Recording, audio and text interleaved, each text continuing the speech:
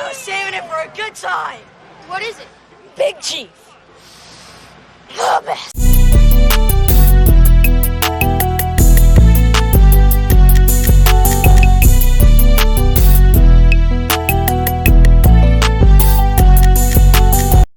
Welcome to the channel, Big Chief. I'm your host, Roderick Ward, aka Peanut.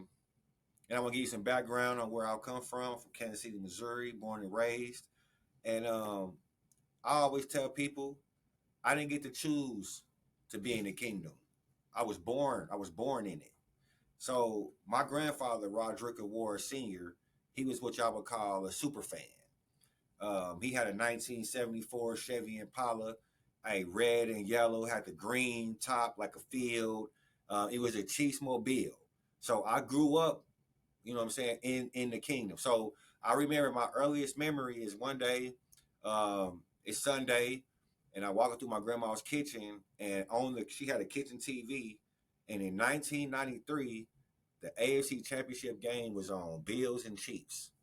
And I stop and I look at it, and I'm intrigued. I'm watching it, and the Bills, you know, Jim Kelly and Bruce Smith, and them boys, they beat they put a beat on them. But that's when I became a fan. So I've been through it all. I've been through the man who remains nameless, 95. True story. The first time I seen my dad cry was 1995 in that LA game. I was actually there. He cried real tears. I grew up in the Derrick Thomas era. Neil Smith, Tracy Simeon, Dale Carter, you know, Jerome Woods. That was the Chiefs I grew up loving. Joe Montana. They never wanted Marty Schottenheimer, but I was always there. Okay, the heartache was there. I grew up with the Ty Haley playoff. Y'all remember Jamal Charles gets hurt.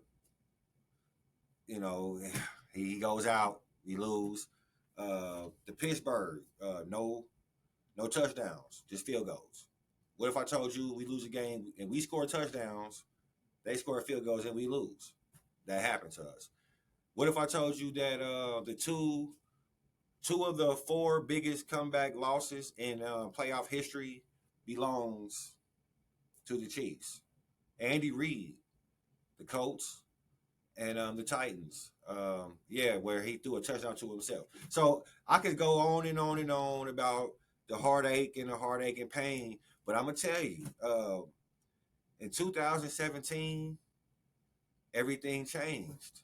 The Chiefs moved up from the 23rd spot to the 10th spot, and they drafted Mahomes. And I was like, man, you know, he might be something to watch. And we here now. 3 Super Bowl appearances, 2 Super Bowl wins, 5 AFC Championship games at Arrowhead. We spoiled, man. This is what we do. This is dynasty. This is how it works. So I'm here with a couple of guys that have unbiased opinions, but also are Chiefs through and through. I went to the ends of Missouri to find even the West Coast. 4 of the most unbiased brothers that know what they're talking about, but also are Chiefs fans through and through. They can tell you stories where I can't tell you. Like this next brother, I know for sure he been to every playoff, every home opener for at least 10 years. I mean, I it might be longer, I don't know, but I'm gonna tell you, he's been there. Has experienced it's just as much pain as me. We around the same age. Like I said, he knows what's happened. But I'm gonna tell you, his realistic point of view is what I value the most. Because at the beginning of this season, it was all flowers and rainbows when you winning. But his one voice was steady. This is not gonna happen. We're not building an AFC championship. We're not building a dynasty. And even though I was like, I'm not understanding what he kept it steadfast. And over the time of the season, it started to come to fruition. He knows what he's talking about. Okay? So his commitment to the Chiefs is like no other. Okay? He's been there. We've been to games together. We endured the cold. I remember that he hit me up. He was at the 2000, I think it was 18 playoff game versus the Colts. That game was so cold that it blocked all the channels out. That it wasn't played on TV. I remember watching it from my phone, going through the phone. He was at that game. He was there. So I want to do a big introduction to my co-host, who you're going to see on a daily where we're going to argue about these Chiefs. Well, we're going to debate about these Chiefs because he has some of the, I tell him all the time, boy, your takes are some of the hottest takes I've ever heard. So let's introduce to my boy KoBayne. He pushed me to the max. You know when you get to the place and he push you off, that's what happened. My God. How's it going? How you Appreciate feeling? it, man. Yes, Appreciate sir. it. Thank you for that intro. Appreciate it. Glad to be here. Yeah. Yeah, man, I don't really have much to add to what you said other than the pain and misery that we suffered. Yes. I believe affords us the opportunity to evaluate and discuss the Chiefs in the manner in which we do. So I don't have the rose-colored glasses, but I definitely am a proud member of the kingdom. Happy to be here, bro. Let me ask you a question. Yep. Where was you in the Lynn Elliott game? What was you doing in that game, man? And how did that make you feel? So, give me the year. 1993. 93. Obviously here, born and raised here in Kansas City. So, like pretty much everybody else, we have been through those decades prior to, not decades necessarily, but we have been through a number of years prior to where we were just kind of like right there in the mix. And nobody saw that coming. So, I mean, I think ultimately I was in the same amount of shock as anybody else would be in terms of the way that it all went down. Okay. I think the Pittsburgh game, the Pittsburgh playoff game probably stands out more to me. Okay. Because, me and my brother would, the touchdowns, the touchdowns that we scored as opposed to them kicking all those field goals. I also lost my phone at that game. Me and my brother probably got a story we could tell about us tailgating prior to and just how jovial everybody was. I mean, we thought we had their number. And a lot of people don't remember, man, that was a game Antonio Brown went live on Facebook. Yes. Afterwards, the game. Yes, that also has some stuff to do. So there's some historic moments in terms of, there's some historic moments I think that makes me, even more focused in terms of my fandom, for lack of better words, because of what we went through and what we experienced over the years. So glad to be here, man. Appreciate you having me part of this. What you're doing is legendary. And if y'all remember in that game, we scored and we went for two and got the 2-point conversion, and they called a penalty. Yeah. Holding. Who did they call? Eric Fisher. Eric Fisher. Holding Eric Fisher. Number 1 draft pick. So, nonetheless, like I said, I want to thank Kirk, but also I got another brother. Like I said, we go all around and get there's nowhere we can't find where we can talk to a brother that knows about Chiefs and don't have the rose-colored glasses on. Okay, so this next brother I want to introduce. I love this name. His name is Algorithm Horton. Now, Algorithm. That's if your name is Algorithm, you already know you have to be talking about some stuff. Okay, you have to be knowing what you're talking about. Okay, Algorithm. He grew up a Chiefs fan. Just like I said, me and KoBayne, long dipped in the riches, the Marty Schottenheimer era. Just run the ball, no pass era. Okay? Growing up in Van he actually lived close to the stadium where when they used to win, he could see the lights, the lights going off. He actually could see the lights. And we also want to thank him for going on because he's not only a Chiefs fan, but he also did his thing in college. Okay, this is a All-American track star. He won, like I said, he's a middle Got that national linebacker. championship. He won championships. He's a 100-meter runner. I can get you in the 400 and the 800, but that's neither here nor there. If you're not running a 2 and the 8, you know what I'm saying? It's all good. And I went to Westport myself. He's a Westport alum. I graduated. I didn't graduate from there, but I was supposed to in 2002. Yeah, Tiger. How the fuck that didn't happen? But yeah, I graduated from. Well, you know what? I got kicked out. Oh, okay. I got kicked out. It was, you know what I'm saying? But I want to, like I said, he played football at Northwest Missouri State, where they won a national division title. This brother knows what winning takes. He knows what it takes to win. He's been a winner. So he also is a coach. I coach flag football, but not on his level. Like I said, I'm going to keep it real. He's been coaching in LA for 15 plus years. Okay. Also, he is a Chiefs fan and been living on the West Coast for over, how long it's been? 15, 20 years. He's been representing us in another state, another city. And you know, like I said, that's back when the Raiders, he got the Chargers there. He got people in his backyard that's all on his neck, and he's still doing his thing. That's so, like I said, this brother's opinion is very valuable to what we're going to talk about. So I want to introduce to the show Big Chief, my brother, Algorithm Harton. You cut out I know. KoBayne. Am I back up? You good now? Okay, yeah. Nah, me, like I'm saying, me and my brother Kirk, two of the coldest middle linebackers from back in the late '90s. You know, we did our thing, and I'm proud to be a part of what we doing, man. Let's just get to it, man. Okay. Well, listen, man. Let me ask you this: tell me your worst experience of the playoffs of the '90s. What stands out to you most in the playoff losses of the '90s? Of the '90s. Oh man, that's any easy. playoff losses. 2010. Well, I'll go '90s first, okay, because this really hit my heart. Okay. And rest in peace to my grandmother. Her birthday was yesterday.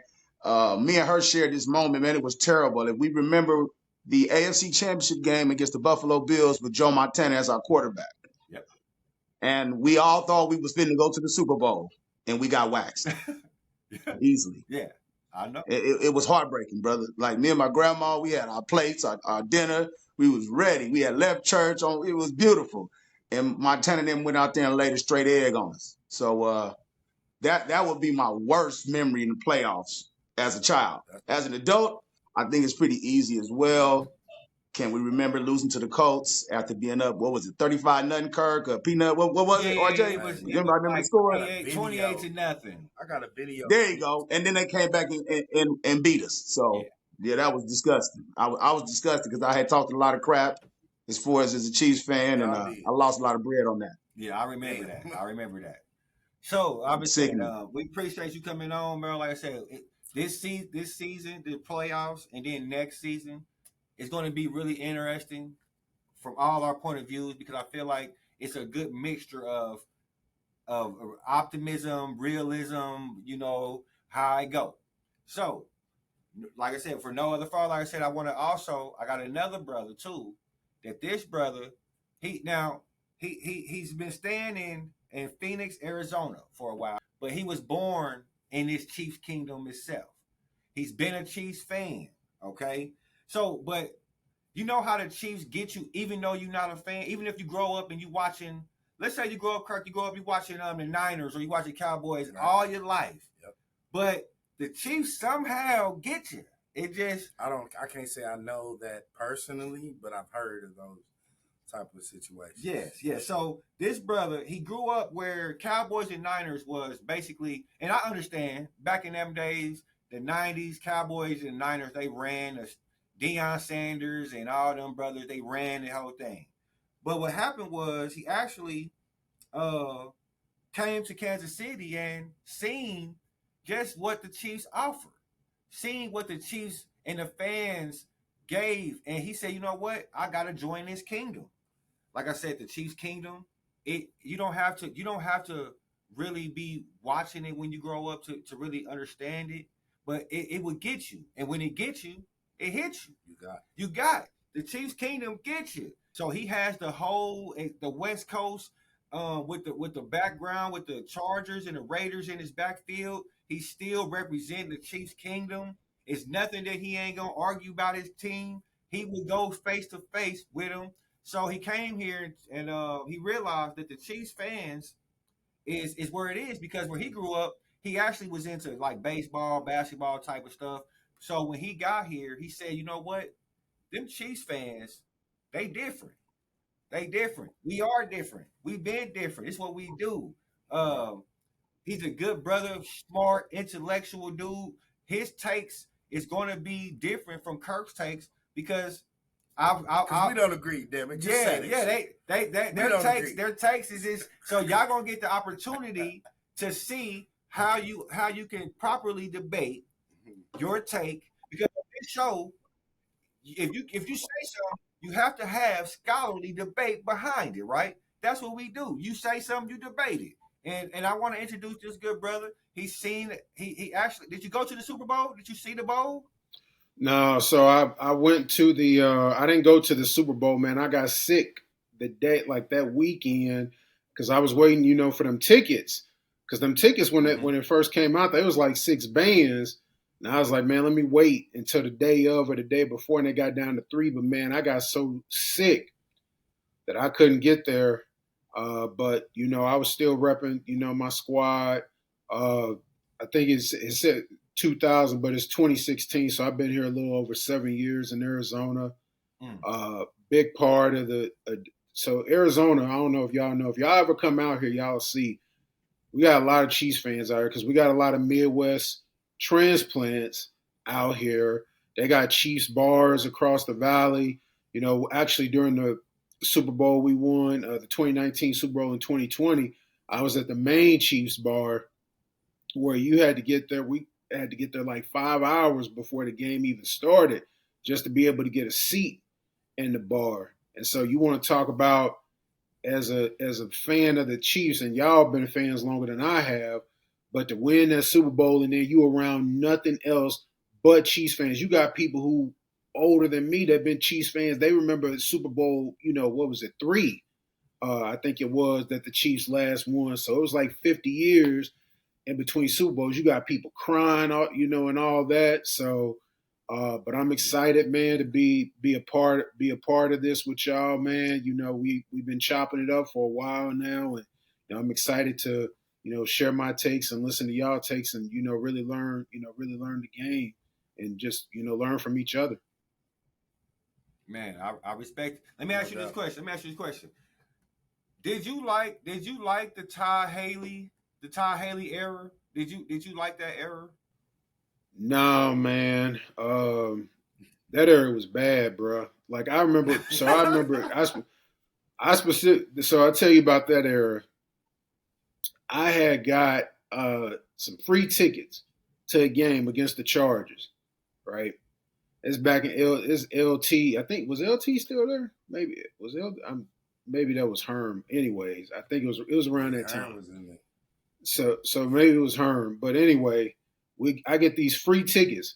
So I call up Derek. I'm like, man, I ain't got nobody to go get the tickets Saturday night. Good tickets too. Man, I hit up Derek. I'm like, hey, man, I got these tickets to the game. Let's go to the game. He's like, man, say less. So Derek drives us to the game. It's freezing cold out there. I mean, it's cold like it's probably going to be tomorrow at the game, right? Yeah. Man, by the end of the first quarter, we was down 28-0.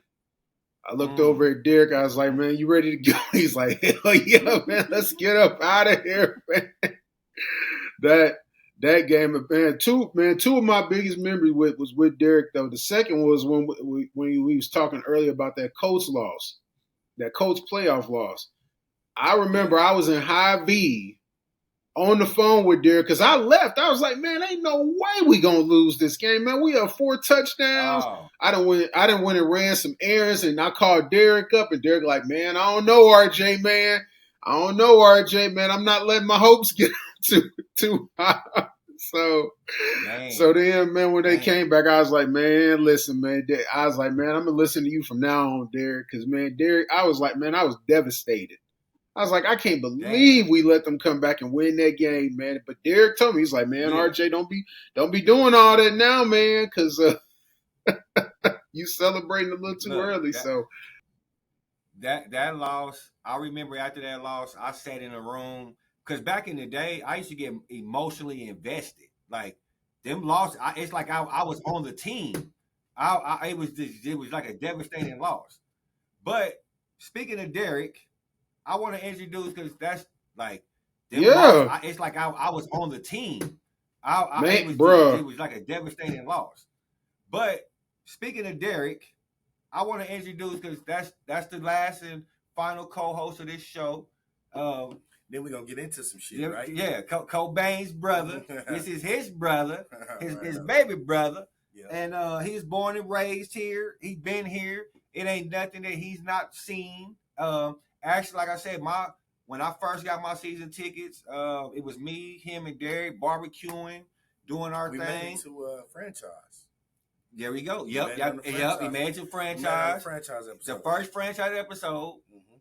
Derek's on that episode. Mm-hmm. We gonna get that link. We gonna share that. Mm-hmm. But like I said, some of his greats, like I said, Deron Cherry, Jamal Charles, Eddie Kennison. Y'all remember Eddie Kennison? That was my guy. Come on. Hey, Eddie Kennison was the substitute teacher of wide receivers for the Chiefs. Bro, Eddie Kennison would do that, come back. He was fast. And it was on point. I don't know. That was Trent Green with hit kick. That's all you need. Leave it up to Derek to put. But he also said Dwayne Bowe. So I don't know how y'all feel about Dwayne Bowe. Talking about that coach loss, remember that pass to Dwayne Bowe? It was 4th down. Like that.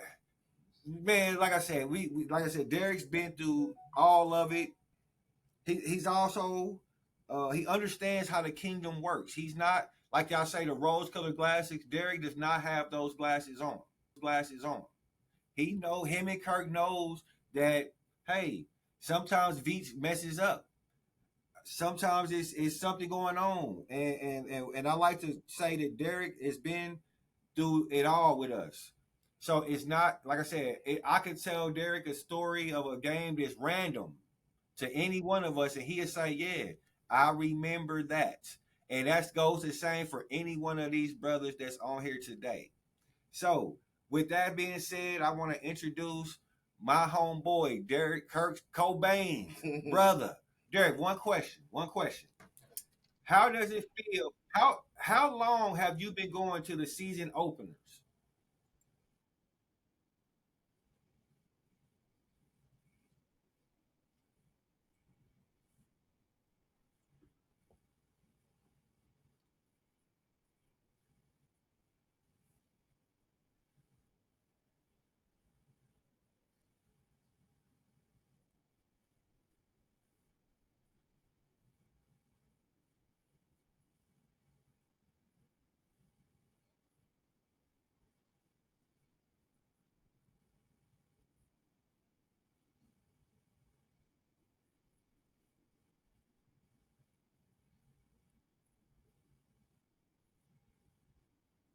All right. Now one more for you, Derek. One more for you. Answer me this: how did you feel about the no punt game? Where was you at, and what was your thoughts after the no punt game?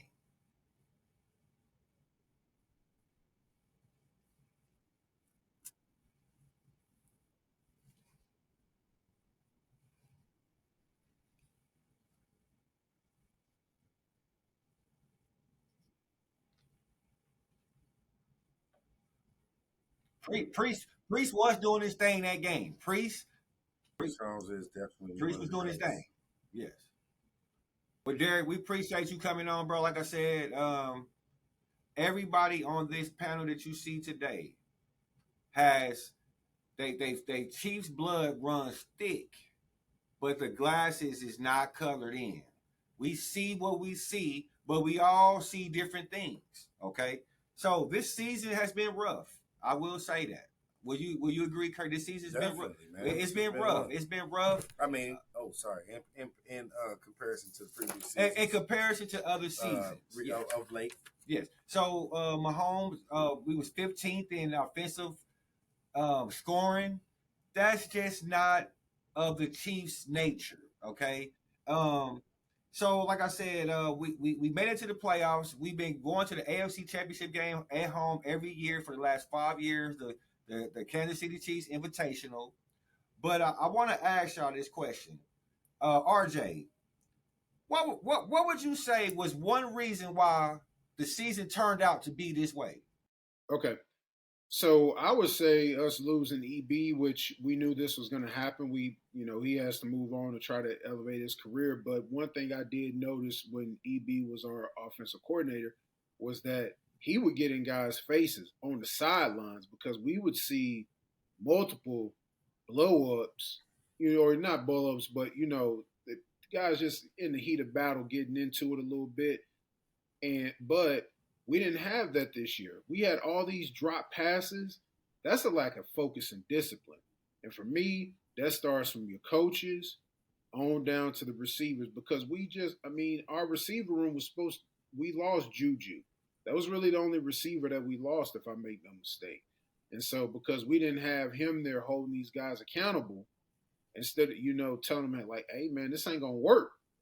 Instead of now, it's like, just everybody pat on the back. Everybody's being very encouraging and everything. Sometimes you just got to get in somebody's tail. And I just don't think that we had that this year. And that's a valid point. And I gotta ask you too, Algorithm. How you feel? I gotta ask each one of y'all because this season it just wasn't to par. And Kirk was saying it the whole time. He kept saying, saying, this is not how you build a dynasty. And we just wasn't understanding at the moment. But at the end of the day, it kind of happened. So Algorithm, you gotta let me know, bro. Tell me what, in your opinion, what happened? What happened? I will put it out there that Kirk was ahead of the game, but I was right there behind him. My criticisms matched his quite a bit. And it kind of seemed like sometimes I would text something to the group chat that we do as Super Chief fans that we are. And then he said the same thing. I'd be like, this nigga Kirk, what is he going? Like he think like me. But not to belabor the point, but RJ hit it right on the dot. I think the biggest thing that affected the Chiefs season this year was the loss of Eric Bieniemy and everything that he brought to the table. Like I said, not to belabor the point, because RJ laid it out. Eric Bieniemy clearly was the disciplinarian. He clearly was the guy who kept these alpha male egos in check. He guided Patrick Mahomes through every year as a starting quarterback. That was discounted by the national media. It was also discounted by the NFL as general because, as we see now, he's still not a head coach. Exactly. But when you remove Eric Bieniemy from what should be a dynasty, we don't look like a dynasty anymore.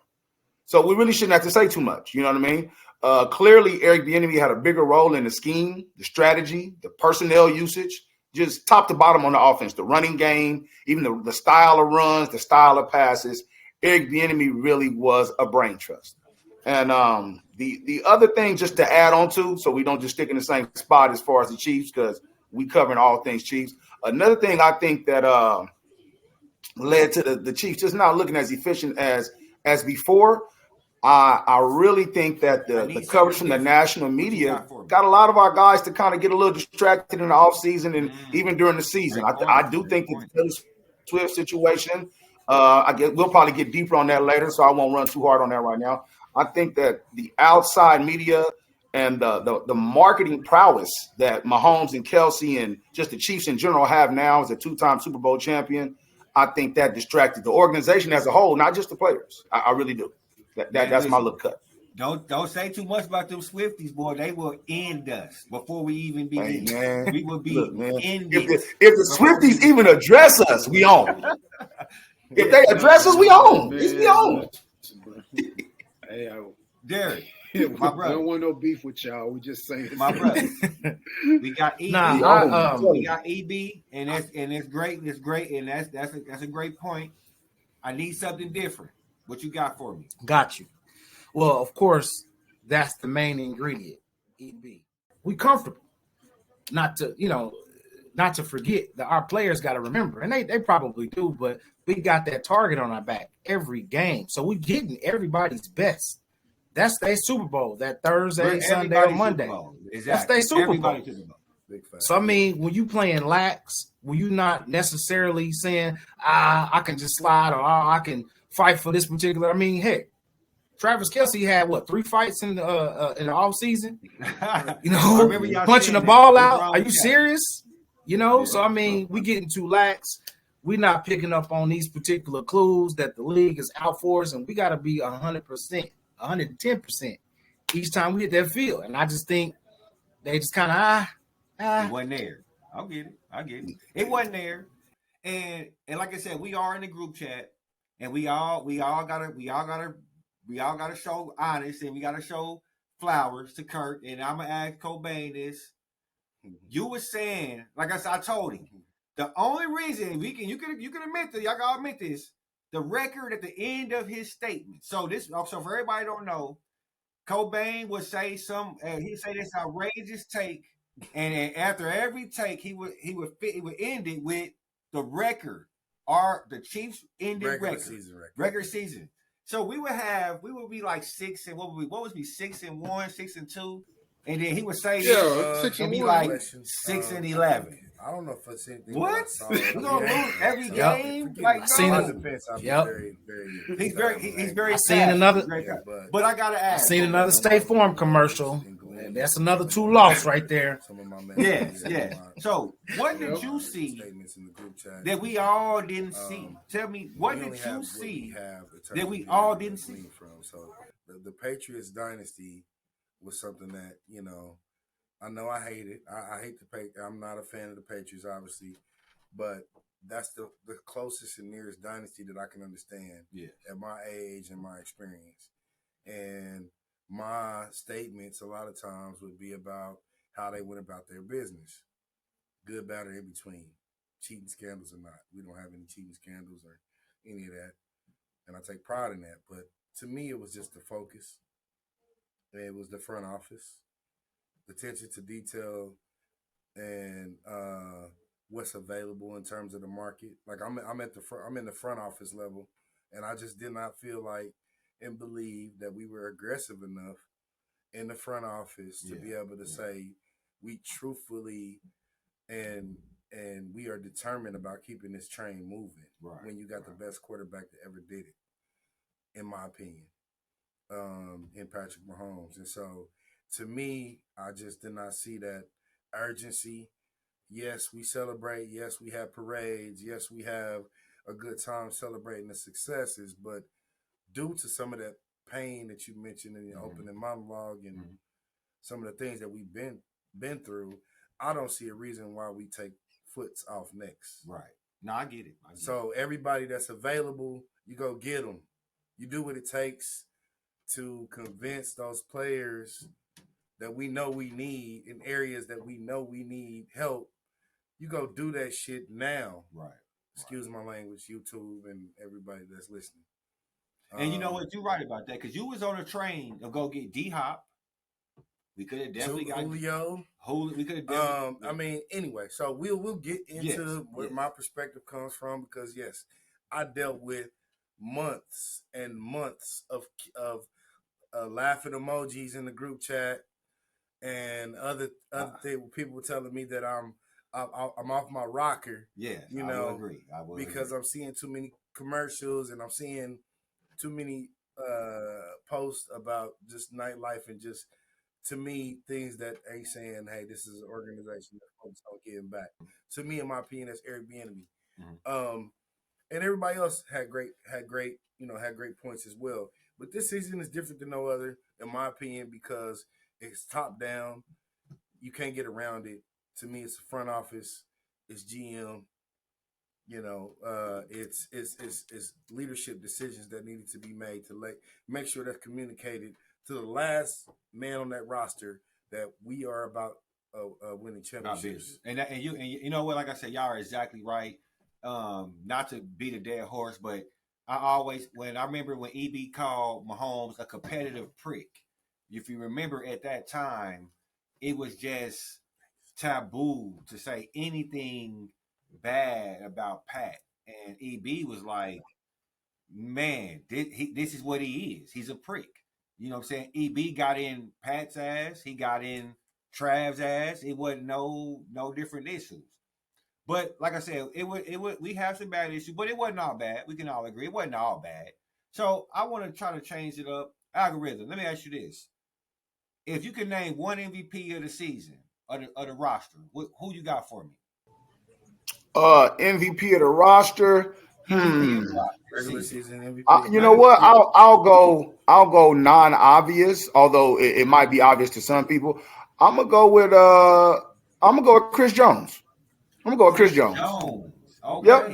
I mean, I could go Snead. I could go McDuffie. McDuffie's a kid from right here where I'm at in Bellflower. Real good kid, good family. Was really surprised to see him go first round. But I'm gonna go Chris Jones, and I'm gonna use Week 1 against Detroit as the reason why I'm gonna go Chris Jones. Week 1 against Detroit, we lost that game, of course, due to some offensive inefficiencies. But the defense played very well. And I remember some points during that game, there were some comments from the analysts, and they were saying, hey, this defense looks good without Chris Jones. But it was one thing that was missing. And when that one thing was added, the defense that looked great against Detroit actually ended up ending the season as the second best defense in the NFL. Total defense. Chris Jones brought the interior defensive pressure. He brought the intensity. He was the bell cow leader. And I'm gonna go slash Chris Jones, Nick Bolton, even though Nick Bolton was hurt. I'm gonna go Chris Jones. Like I said, we're gonna keep it moving. I'm gonna go Chris Jones. Now to coincide that, I got this thing. It's called the MVB. Who the most valuable bum? Give me the most valuable bum. Who you got? Do it have to be a player? It got to be a player? No. Just who's the bum? Who is the most valuable bum? The most valuable bum to me is clearly Matt Nagy. Clearly Matt Nagy. Clearly Matt Nagy. I say that with all sincerity. He's probably the most valuable bum on the squad right now. Not to be disrespectful of anyone, we're all men, we respect our careers and different things like that. But Matt Nagy, when he left the Chiefs, he left at a time when he was a part of one of the greatest letdowns that we've ever had, playoff loss. He went on to not be successful at his next position, which, that can happen. Sometimes you get in the wrong spot. But when he comes back, and now he's being thrust into the offensive leadership position, and we just don't look the same. The same type of personnel that Eric Bieniemy would turn, lemons into lemonade, would be able to figure out how to find open spaces on the field, would be able to figure out how to maintain Mahomes' competitive prickness as well. Mahomes is a kind of a strong-minded, strong-willed player, and his confidence is the thing we love about him, but his confidence is also the thing that, tends to get us in trouble a little bit. So Eric Bieniemy was the guiding light in all of that. And Matt Nagy just hasn't stepped up to the plate. I'm kind of confident in the playoffs it's going to get better, but for my MVP, I'm going to go with Matt Nagy. I appreciate that. Now, RJ, I see you back. Or Jizzle. Tell me this. What is your MVP of the season? Who you got for me?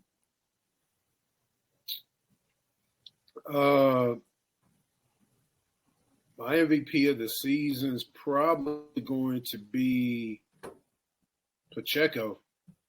I'm picking on the offensive side of the ball. I'm going to pick Pacheco because I'll say this. Pacheco was the one spot on offense that was consistent. Every single game, every game he played, he was consistent. I don't recall him getting penalties. He runs hard. He plays hard. I don't think he got he didn't get any fumbles, I don't think, all year. Or if he did, I can't remember any fumbles that he got. Did he get one in that Green Bay game? Do y'all remember if he fumbled in Green Bay? I don't remember. I don't think I don't really remember him fumbling a lot. Okay. No, he got ejected, but maybe that was because of was it Kelsey that fumbled that game? Somebody fumbled that game.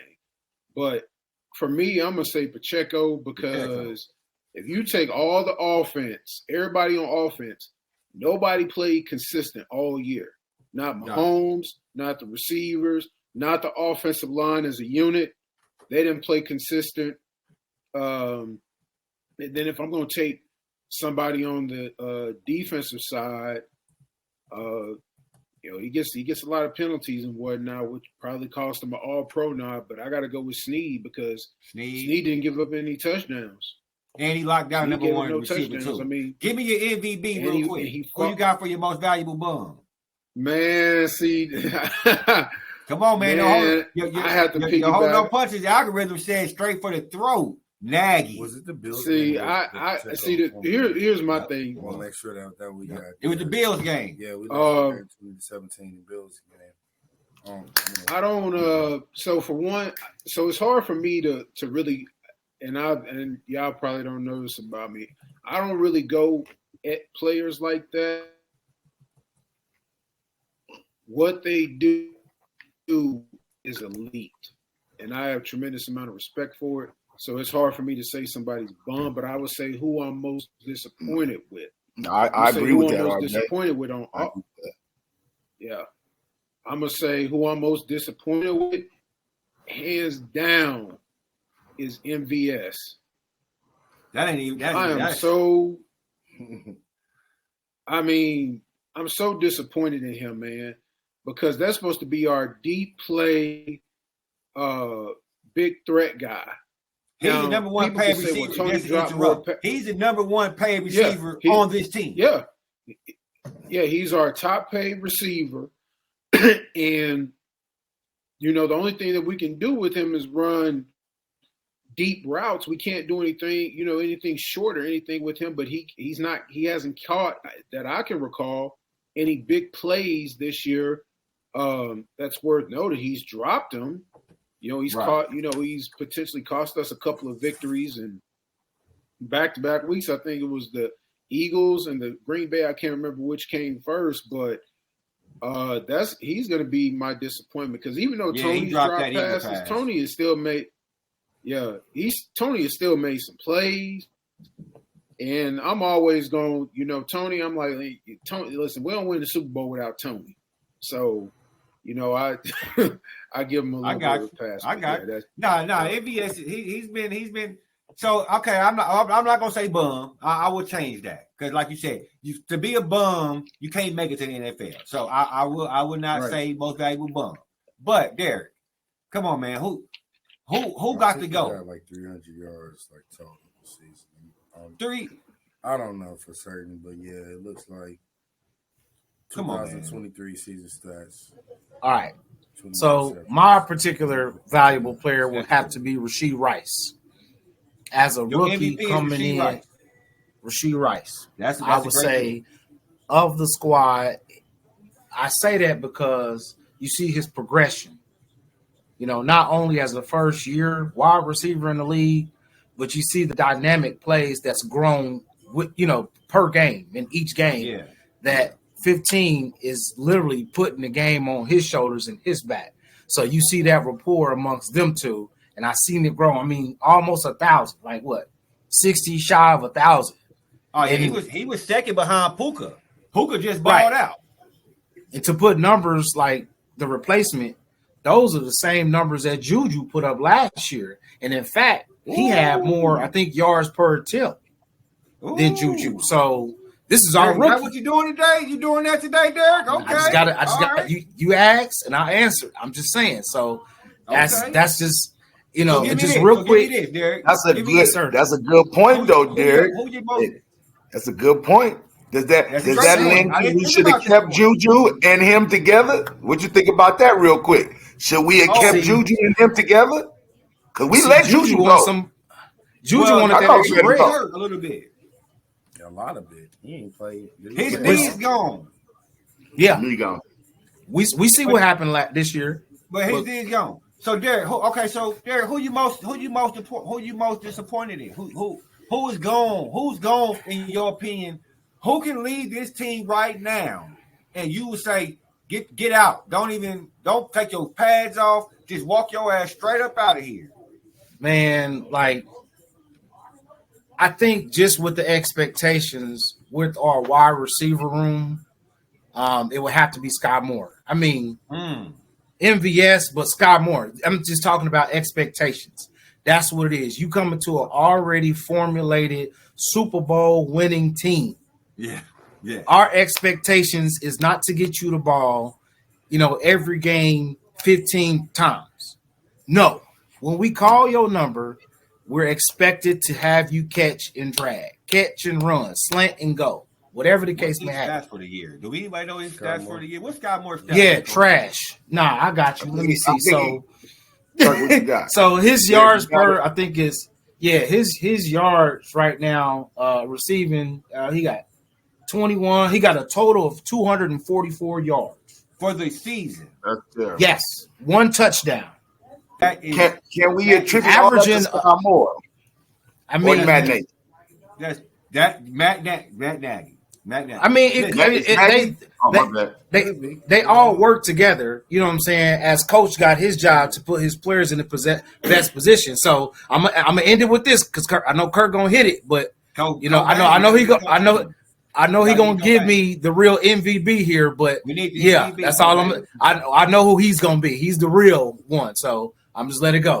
I got an idea who I think KoBayne, but I don't think it's gonna be. Yeah. I know it's gonna be MVP. Why you can't frame the question up the way I'm that sorry. you I'm framed it sorry. up for I'm everybody sorry. else? So KoBayne, I let me want ask the you. same. My bad. You're right. Because I want the same build. So my thing is this, KoBayne. So you had this. Your vision has been.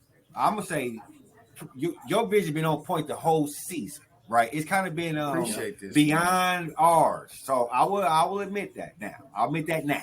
Yeah. So, in your opinion, since you know, who is the most valuable player or coach or whatever, just the most valuable person this season? So my most valuable player for the Chiefs this season came to our organization in 2020, fourth round pick. He has essentially got to the Chiefs, went to St. Joe, went to training camp, and went immediately to the field and became a starter. Mm-hmm. And you know what his role was this season? Why they did the most disrespectful shit today. Okay. Today's January 12th, right? Yep, it is. Today, the All-Pro list came out, and his name wasn't on it. And y'all fraudulent. So I'll never respect another All-Pro or Pro Bowl list that comes out from anybody that was responsible for this bullshit. Yeah. No disrespect at all to McDuffie. But again, this man has been responsible for the number one covering the number one wide receiver of every team that we've played this entire season. Before tomorrow, he's going to guard Tyreek tomorrow. Yes, run it down. L'Jarius Sneed. He covers the number. His role is the number one guy. L'Jarius Sneed is responsible for the Chiefs' defense being one of the best defense that Mahomes has ever played underneath. You know why? Because nobody scored a touchdown against him. Damn. Okay. Period. Damn. Is that hard? Is that hard to quantify? Nobody? Is that hard? Is that hard to see that? Devontae Adams. Whoever. Justin Jefferson. Whoever your top receiver is on your team. Jamar Chase. This man, number 38. I call him Snipe Sneed. Oh. No internet connection. We just lost. Damn. We good? They just dropped. I'm still here. They dropped. I'm still here. Yeah, they dropped. All right, y'all let it come back. We lost connection we for good. a minute. We still recording. Maybe because I went to he went raw. I went too deep. But you were saying, but I was just saying that every team's number one receiver, he covers that person. Obviously, who I'm talking about, he did not get Pro Bowl. Pro Bowl. It also was not a part of the All Pro. The All Pro list that came out, team that came out today. But somehow McDuffie. Well, that just tell you how crazy our defense is. Because I'm not taking anything away from McDuffie. Because you don't fuck with him either. Excuse my language. You don't fuck with him either. But Sneed, he's the guy. 60 some solo tackles, couple interceptions. Go through the list, KoBayne. Go through the list of the number ones that he I know Justin Jefferson. I mean, he had what? just 40. Go through our schedule. Jamar Chase had so many. Shut him down. You can start from week 1 with Amon-Ra St. Brown. Amon-Ra St. Brown. Just every single Diggs. I mean, anybody who had it, who was talking, let's keep it real too, though. Let's keep it real too, though. In past seasons, Snead has got beat for some touchdowns, so he really stepped up his play this year. There were some seasons when Snead, I won't say is a liability, but he definitely needed to step his play up. But he's a hands-on guy too. So yeah, he's very physical. Very physical. Spags was grooming him for something similar. Shout out to Charlie Wars, even though you the ops now. Was voted. But one thing I can say about this organization when it comes to defensive backs, we a long way from.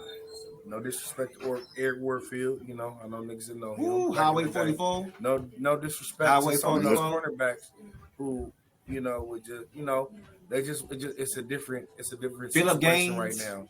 Woo! It's a different situation. We had a long string of questionable cornerbacks. No, I'm just saying. No, I get it. We knew though. It was like either gonna be a pass interference. Or now it's tight coverage. Nigga, man up. We can man up. Man. And I was actually saying that, but you said we can man up on Baltimore too. So exactly what you said, KoBayne. My question is, you got to answer this too. You got to not the most valuable bum. I like to call them bums because at the end of the day they bums. But like RJ would say, if they in the league, they're not bums. I respect it. Tell me who can leave, who can get on that plane tomorrow without taking off their pads. Don't pass go. Don't collect $200. Get your ass out of here today. Work bass don't work at the fence. Just go. Didn't even do nothing. I'm gonna say Brett Beach. There you go. What? Y'all knew that. Y'all knew that was coming. What? Y'all knew that was coming. Jizzle, you knew it was coming. I knew it was coming. That's why I dropped the name to give Kirk Beach. Yeah, me too. That's why I said Navy.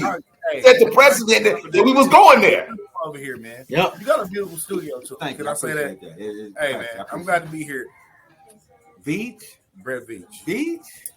We got come on, man. Beach? I can defend it, and I can defend come on, myself man. You relative to it. Come on, man. But as Give me one. I started with my statements earlier today about my vision of a dynasty. Y'all talked about how much we love this organization, how much we love the Chief, where we want to go, how much we suffered. Yeah. And we got the best. Do we or do we not have the best quarterback in the game? We do. And when you got the best quarterback in the game, when it's a pass first lead, when it's a opportunity for you to leverage the fact that right now the league wants you to score points. They want games in high scoring. You did absolutely nothing when there were viable players that were here, that were out there. I'm sorry, and able to make. But B don't get a chance to make a mistake. He can't make a mistake. Hey man, listen. He's on too much money to make mistakes. So the first mistake he's on the string. was knowing that in the season that we lost against Tampa Bay Buccaneers, the Super Bowl. Okay, go ahead. Yeah, we knew early in the season that our offensive line was questionable. It was. Early like that. What happened after that? Nothing. What happened after that Super Bowl? We did absolutely nothing in the offseason. What? After that Super Bowl? No. He meant before the season. Oh, excuse me. Wait a minute. You get to the Super Bowl and then you decide you want to make adjustments? My question is, or are you building something that gets you to the Super Bowl where you can achieve what your goals are and build from that? Dude. I don't want you to get to the Super Bowl, break my heart against this Tom Brady. But I'm saying, this Tom Brady situation with Tampa Bay. Let's stay on that Super Bowl for a minute too. Let's try to stay on that Super Bowl for a minute. RJ, tell me this. And here we are again. That AFC Championship game where it's Buffalo. You remember what happened? What happened in the AFC Championship game with the line? What happened? So before Eric Fisher, our Pro Bowl left tackle, tore his Achilles in that game, but we also forgetting we had an All-Pro right tackle who injured Mitchell Schwartz, Yes, who was hurt, who got hurt earlier in that season, Shout out to and never played again. So Mitchell Short, barbecue stuff, his stuff, cooking with Mitch or something like that. Mitch, and congratulations to his wife. I believe I just saw that they were expecting, so congratulations on that. But I'm gonna tell you, losing your offensive line, losing your anchors, and then who did we? I can't remember the other guys we had, but we had like all backups in Andrew Wiley, Nick Allegretti, Austin Ryder. And so here's the thing, though. You can't have a bunch of studs on the offensive line. I say if we have our line healthy, I'm not saying we beat the Bucs, but we don't get embarrassed. We beat the Bucs like that, but also we beat not when it mattered. That season algorithm. Talk to we beat them healthy. We beat them with the. I'm gonna follow RJ up on the same topic. I'm gonna follow RJ up. Yeah, we had a healthy. Yeah, we had a healthy line when we beat the Bucs. And if you remember that game, we only beat them by 3. We let them get back. They got back in that game. That was garbage. There was garbage scores, though. Remember, we was on their ass the whole game. Yeah, we were. But the thing is that we had injuries. You can't do nothing about injuries. Football is a violent game, and injuries gonna happen. Algorithm. Tell me this, bro. Tell me this one time. You gonna get rid of each? Get rid of each. Get rid of each is yeah. I'm getting rid of each. Come on, what? You Yeah. Well, hold on. Let me go back a little bit. I'm gonna go back to that Super Bowl against Tampa Bay. Hey, I'm gonna set the stage for this though. Super Bowl against Tampa Bay. Offensive line is out. In my opinion, we did not lose the football game because of the offensive line trouble. We specifically lost the football game because Andy Reid, and this is one thing I got to put on Eric Bieniemy's grade card. The offensive game plan did not involve a heavy run. And Tampa Bay was susceptible against the run, and we came out trying to Patrick Mahomes them. I feel like I'm not going to say we would have won the game. Would have been a much closer game if we would have ran the ball consistently and if Mahomes would have just took what the defense gave him, which became a problem as we go along. It became clear that Mahomes gets into spaces where he doesn't take what the defense gives him, and he tries to make a play. He tries to be a hero. And I'm gonna add a little spiciness to this conversation. And this is all I'm not gonna say alleged, but this is secondhand information. Me being in LA, I am around a couple different people as far as the NFL Network. I got a good homeboy of mine who worked at the NFL Network, and I won't name the names. Okay. After the Tampa Bay lost to the Super Bowl, after we lost to Tampa Bay, had a conversation with my homeboy. He knows in LA, everybody calls me Chief. Very, very few people even know that my real name is Raphael. They call me Chief. That's just what it is. They call me Chief. He's like, Chief, man, let me tell you something, man. You ain't gonna believe this. He said, I was talking to name I won't put out there, although this person who he's talking about is an NFL Hall of Famer who told him this. Told him this to his face. This person is the NFL Hall of Famer. He's been a part of dynasties before. I'll leave it at that. He said that he walked up to Andy Reid after the game and said, what really happened out here, Big Red? And this is what he said. I don't know. We're going to set the internet on fire. He said, Big Red looked him in his face and said, you know what? I haven't taught the kid even how to read defensive yet. He's just that damn good. He don't know how to read a defense for real. Damn. That's what he told. That's what the NFL Hall of Famer told me. So, like, I put that out there. I'm just putting that out there. So on that Super Bowl, I really believe that the game plan we came in there just wasn't right. Now back to Veach. Like I said, that was some other stuff, shit. Now back to Veach. I'm letting Veach go simply because when you're in a position of when you're a decision maker and your decisions don't equal success, you're supposed to be the first accountable. You like the manager of a McDonald's can't get mad at the guy who messing up the fries. The owner's gonna get mad at the guy who put him on the fries. You messing up my fries, man. I need crispy fries with salt. These is terrible. You're not gonna just jump. The owner ain't gonna come and jump on him. He gonna jump on the manager. So I'm going with Veach.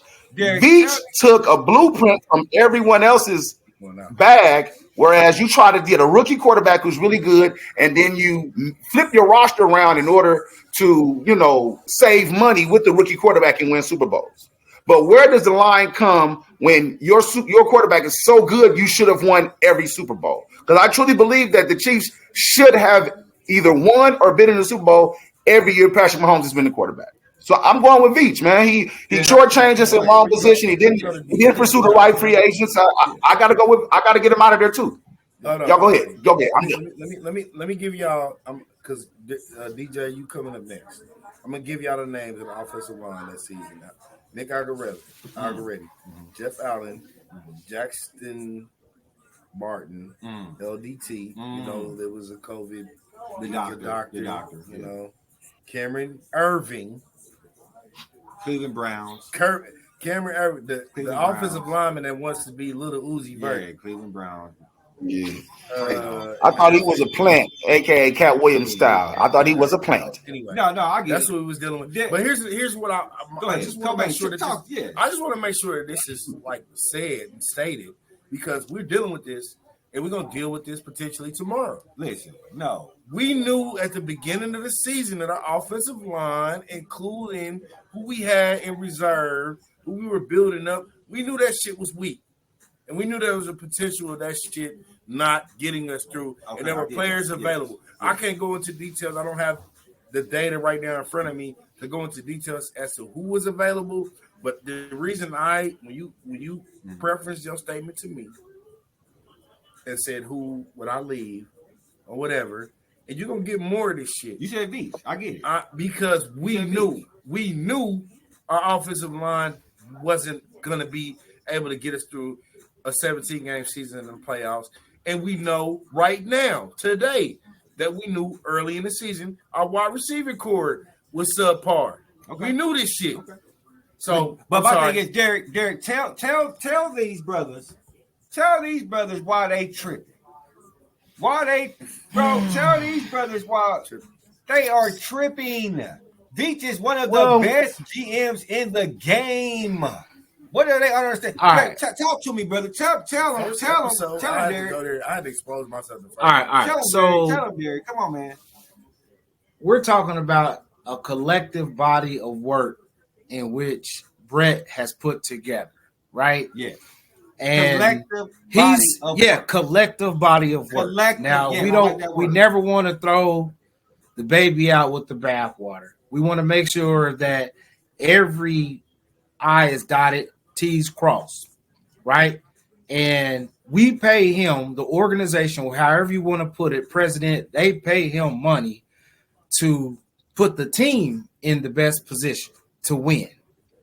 Now, we talking about the four of us or five of us, speaking of which, who was our MVP, for lack of a better word or term or whatever. Now, to say all that to say, it took me a long time, and I'd say probably a month ago, because Kirk has been chirping, off with his head, Veach. He getting rid of Veach. I am here today to say I think I agree, man. What? I think I agree. Oh my God!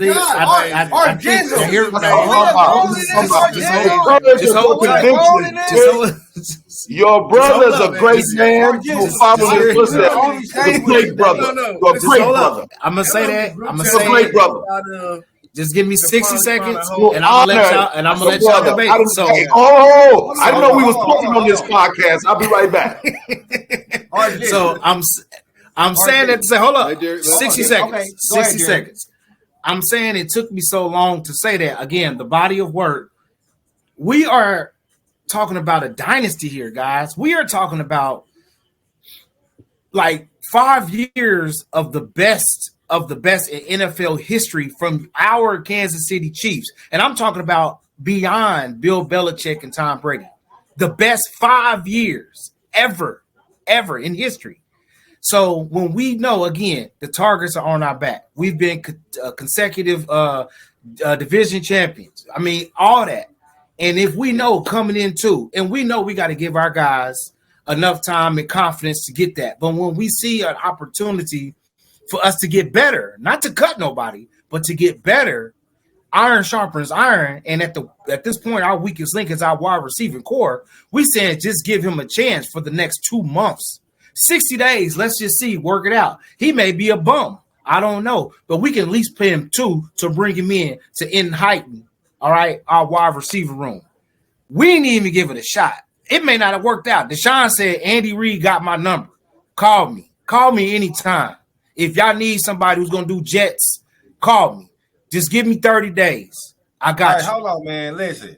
Jizzle, talk to him before I move on. Tell them why they wrong. Come on, man. Tell them why they wrong. Tell me. Man, listen. Tell them why they wrong. Here's Jackson would have been a great help. I just seen the brother. He came out and did a football camp in my football program. He ran some routes against my kids. Boy, he was looking fast as hell. Go ahead, RJ. Said Andy, holler at me. He did. All right. He said it at the camp too. I'm gonna tell y'all why Brett Veach shouldn't be fired and not gonna get fired. And man, I can't believe this. Man. I'm speechless. I can't believe this shit. This is blasphemy. Go ahead. What? I want to hear this shit. Give me 2 minutes. I want to hear Listen, 2 minutes. I want to hear it. All right, so here's my thing.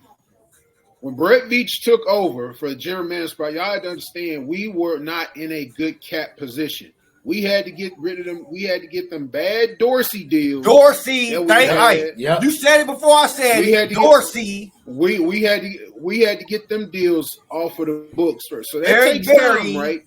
Okay, yeah. Eric Berry. What was the dude? The middle linebacker. Justin Houston. Anthony Hitchens. We can go on and on. So we had to get these deals off of the books. Okay. The other thing is that what Veach has done. Here's the thing: there's only so much money to go around. They got a cap. NFL has a cap, and when after that second season, when we knew Mahomes was that guy, the team started preparing themselves cap-wise because we knew where the salaries were going to go. We got to pay Mahomes. We got to pay him $55 million a year. The cap's like $210. So you got Pat getting 25% of the pie, and then you got 75% of the pie for everybody else. Exactly. To get. You got to guess. The other thing is, now we got to prioritize what's the number one priority when you got Pat. You got to protect them. So they have invested in the offensive line because I tell you what, when who used to be the dude that used to be in our front office that went to the Colts? I can't remember the guy's name. Ballard. When Ballard went to the Colts, Big Red told him, protect that quarterback. You see what happened to Andrew Luck? They protected him too late. So what if each in that Super Bowl we went out there, we revamped the offensive line. Listen, you're not gonna have 5 studs across the offensive line. Our offensive line is actually pretty good. Hey, Tony was named All Pro. Let's just keep it real. Yeah, Tony was All Pro. Other than the false starts, Pat ain't getting hit a lot. That's what you got to do. You got to keep Pat upright. And Pat RJ, I'm gonna throw a quick dart at you, RJ. I ain't trying to cut you off, brother. When we say invested in the O-line, the only contract that he has signed other than Jawan Taylor this year was Joe Tooney. Right. Creed Humphrey came from the draft. Trey Smith came from the draft. That Taylor contract is bad. Let's all agree with that. But I'm not. He ain't even there yet. I'm talking about when you said he invested in. You know what I'm saying. You know what I'm saying. Like that invest in O-line. It's only been Joe Tooney. Hold on, fella. For the sake of time. I need to ask out. We on Veach. Let me go. I didn't mean to go there, but that was mine. Kirk KoBayne, and he didn't. Listen, we got time. Man, listen, that was mine. RJ, I don't mean to interrupt. Let me just say this. I want to say this and give me. I need go ahead, bro. Each. We talking about Go, Beach. go. Now we're not going to get rid of Beach. We all know that. I want to know this, KoBayne. As we should. If you Beach, KoBayne, well, give me one off-season move you got for me. What you got? I'm going to clean out my desk. See, come on, man. Time out. Let's go. I'm gonna thank Lamar. Let's move. His family, his daughter. Let me give KoBayne time to think. No, I'm gonna get it bad. I'm gonna say, I'm like, he's our age. Motherfucker started from excuse my language, YouTube again, a wide receiver coach or something that got elevated. I'm gonna say, this is what I'm gonna do if I'm Beach. Okay, Andy, you know what? I'm really sorry. I mean, depending on how this weekend ends and the season ends, if we don't end hoisting the trophy, then this is me as Beach. Andy, I really thank you for the opportunity, but I'm in over my head. Okay. I'm in over my skis. All right, I got you. This dude, Mahomes, is something that nobody could ever imagine, and I was just riding the wave. I got it. Like the millions of other fans in the kingdom riding the wave. I don't know what the fuck I'm doing, so I'm gonna move my shit out of my office. I got you. And I want you to take over. I want you to take over personnel decisions, and I want you to take over making all the determinations as to where we go with this, because I don't know what the fuck I'm doing. And I appreciate the opportunity for sure. I got you. I'll still show up. I got you. Wearing my suits that might come on one hanger, the whole fucking suit on one hanger, and I'm not from Hell Pennies. Puff my chest out. I got you. If I show up into a banquet or somewhere, because I'm very fucking important. But I'm going to leave all of this to you guys who are the professionals, because this fan base deserves a dynasty. I got you. Algorithm. You beat today. Now you know KoBayne. I resigned. He resigned in a false position. This is not even. This is a scenario that this is not even real, and he's resigned. KoBayne, come on, man. I did. You beat. Now now this is the premise. We're going into next season. What's your one move? If I'm Veach going into next season, depending on our playoff run, tomorrow's game, we'll go negative first. If it's negative and I'm Veach, this is what I'm doing. I'm grabbing a bag of charcoal. I'm you know where I'm going with this. Yeah, it's over for me. It's Ponderosa time. Okay. Beach, I'm gonna retire. I'm gonna get some steaks, I'm gonna get some ribs. I'm gonna give me a food truck. I'm gonna start selling ribs because I can't handle the football no more. I can't do it no more. That's negative. But if we win, of course, you know what I mean, bro. Hey, if we win, let me do the or Jizzle. Come on, man. Let me go to win. Let me see. Derek, I'm coming to you next. Now we live on YouTube. You ain't gonna let me do the win? Come on. It's a big you know what? We're gonna get algorithm. Algorithm. Come on. You got 45 seconds left. Go ahead. If we win, the first thing I'm gonna do, if we win the game, even if we don't win the Super Bowl, Beach is still here. The first thing I'm gonna do, I'm gonna get on that phone. I probably would already did it, and I'm calling Eric Bieniemy. I'm saying, EB, and he's damn near 70 years old, brother. I know we might move Spags as the head coach first, but I need you back in the organization because you're the man that's going to end up leading Mahomes to where he need to go. I don't mind that. If I'm Beach, that's what I'm doing. I don't mind that. Our Jizzle, we need some motherfucking clarity in this place. Our Jizzle, you beat. I just need beat. So if I'm what you doing? What's your first move? So if I'm Beach, I'm going to franchise Chris Jones, and I'm going to attempt to trade him for a king's ransom. You can do that. I think you can tag and trade. I'm with sure you, boy. All right, just we on the motherfucking same. We heat. I would trade it because here's the thing. I want to keep Gay. I want to keep Snead. and Gay's gone. It's going to be impossible to do. Gay's gone. Well, we're not with Gay. Let me ask you a question. Are you going to pay Bolton or are you going to pay Creed? I'm a Bolton or Creed. Or are you going to pay Bolton or are you going to pay Creed? You can't pay both. Creed. You can't pay both. You got to pay. Because Bolton is a middle linebacker. He's going to demand what Patrick Queen and that dude got over there. That's bank. Oh no. Yeah. So if it's me, I'm gonna prioritize protect or getting Creed, because you got to protect. Mahomes is the one. Yeah. Everything you got to protect him. So we got to extend Creed and Trey. I don't know if the extension eligible after Trey gone. I think maybe it's next year the extension. But Trey gone. But you got to get paid with Creed. You definitely want to have. Gone, you definitely. Trey. I don't mean to interrupt you, but Trey and Creed got to get paid at the same time. They got drafted in the same draft class.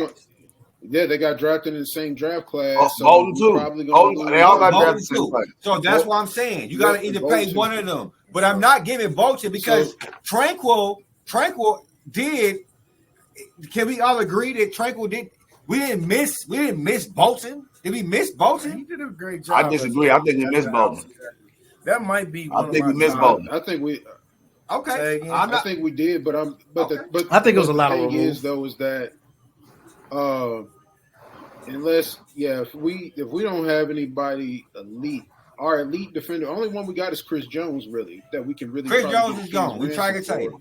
I got you. And so if we can trade him, because we're gonna have to build through the draft. Because we pay Mahomes 25% of the cap, so we got to build through the draft. We got to build through the draft. But Derek, I want to ask you, if you Veach, I know you rocking with your brother, and I know you want to get rid of Veach. But in the sake of this argument, you're not. That's not the case. So, what are you going to do? What's your first phone call? What team? What's your first position? What are you gonna feel first if you Veach? Well, man, I kind of think it has to be our offensive line. Like, I don't know if it will be Creed or Trey, but it'll probably be Trey, I would say. But I don't know, even with him being drafted with those blood vessels, I have no idea. But I'm definitely on the part of making sure that we continue to protect Mahomes. He's our main investment. But that's the obvious. Everything else, algorithm, like you said, if we can franchise Chris, let's do it. My pick between Nick Bolton and Creed, holla Nick, or Gay, my bad, Gay. He got to go. He got to go. The question, but I mean, did y'all see Willie Gay? Yeah, we'll see Bolton. Bolton would have to go because I know we can pick up Tranquil for less money. And I think that would be a linear move, Talking about Derek, DJ. Did y'all see did y'all see Willie Gay stop that boy in the hole? The Chargers to ensure. I'm sorry, against the Bengals week before last. That fourth and goal in the hole, forced them out of their position that they was in. I don't know if it was a fourth. It was fourth down, I think. Yeah, let's fourth and go. Fourth and go. Stop that boy in the hole. He couldn't go nowhere. I get it. And see, they offensive line, and our defensive line, they both literally help one another. So that was an easy one-on-one. Anybody could have did that. You or I could have went in there and just stood in the way. I get it. We lost a couple of years from what Willie Gay really could have been. He was injured. Just so I agree. He has some mental issues too. But what I want to say is this too, man. I want to say this is that y'all gonna have to pick between Bolton or Creed. Now, the question is, do you want to pay Bolton like Patrick Queen, or do you want to pay Creed? Y'all all say the same thing, but we're gonna get past that. Okay, we talked about the past. Now we both know that we have a playoff game coming up. And that's ultimately what it's about. All right, tomorrow. Coldest on record, right? Coldest on record. Coldest game on record. And my question to each one of y'all is this. Now, the thing is, Miami. We played Miami first, and we played them before, and we scored 7 points on offense. Remember, and we scored 14 on defense. They scored 14 points. Now they got a bunch of injuries. We all know that, and it's going to be a cold game. Now, I just want to ask each one of y'all real fast. Give me your dark horse for this playoff game. Who is the player that we're not talking about, we're not thinking about, we're not worried about? I want to start with Algorithm. What is the dark horse for this playoff push? Who you got for this game that's going to do more than what we all expect? This week, we're gonna go offense or defense. We're going strictly offense or strictly defense. I got one for each side. Actually, I actually got another question for the defense. So okay, so we're going offense for the offense. Got you. Okay. Offensively, the dark horse, I'm gonna go with Miko Hartman. Ooh, I like it. I'm gonna go with Miko Hartman. I think the elements. Explain that to me. Yeah, I think the elements lend to a diverse running game where multiple people touch the ball in the run game. Miko Hartman has shown over the years, even when we had Tyreek Hill, that he was a really effective jet sweep runner. He was effective out the backfield. I think that Andy and Pat, I think they kind of overrule Nagy, not in a disrespectful way, but just an experienced way, as they've won Super Bowls. And I think they expand the running game, jet sweep, screens to Hartman. I think Hartman has a big game. I'm gonna call numbers too. I think Hartman probably has 3 carries for maybe 40 yards, which I think would be effective. I think he might get 5 or 6 catches for about 60 yards. My boy, I think so. I'm gonna go Miko Hartman on offense. I need you to. And he might get back to on punt returns because I don't like Richie James back there, man. He scares me every time he get back there. He's very questionable. He catches the ball in questionable situations and don't need to be real questionable. And but KoBayne, like I said, there's going to be a person that we don't know, right? It's always happens.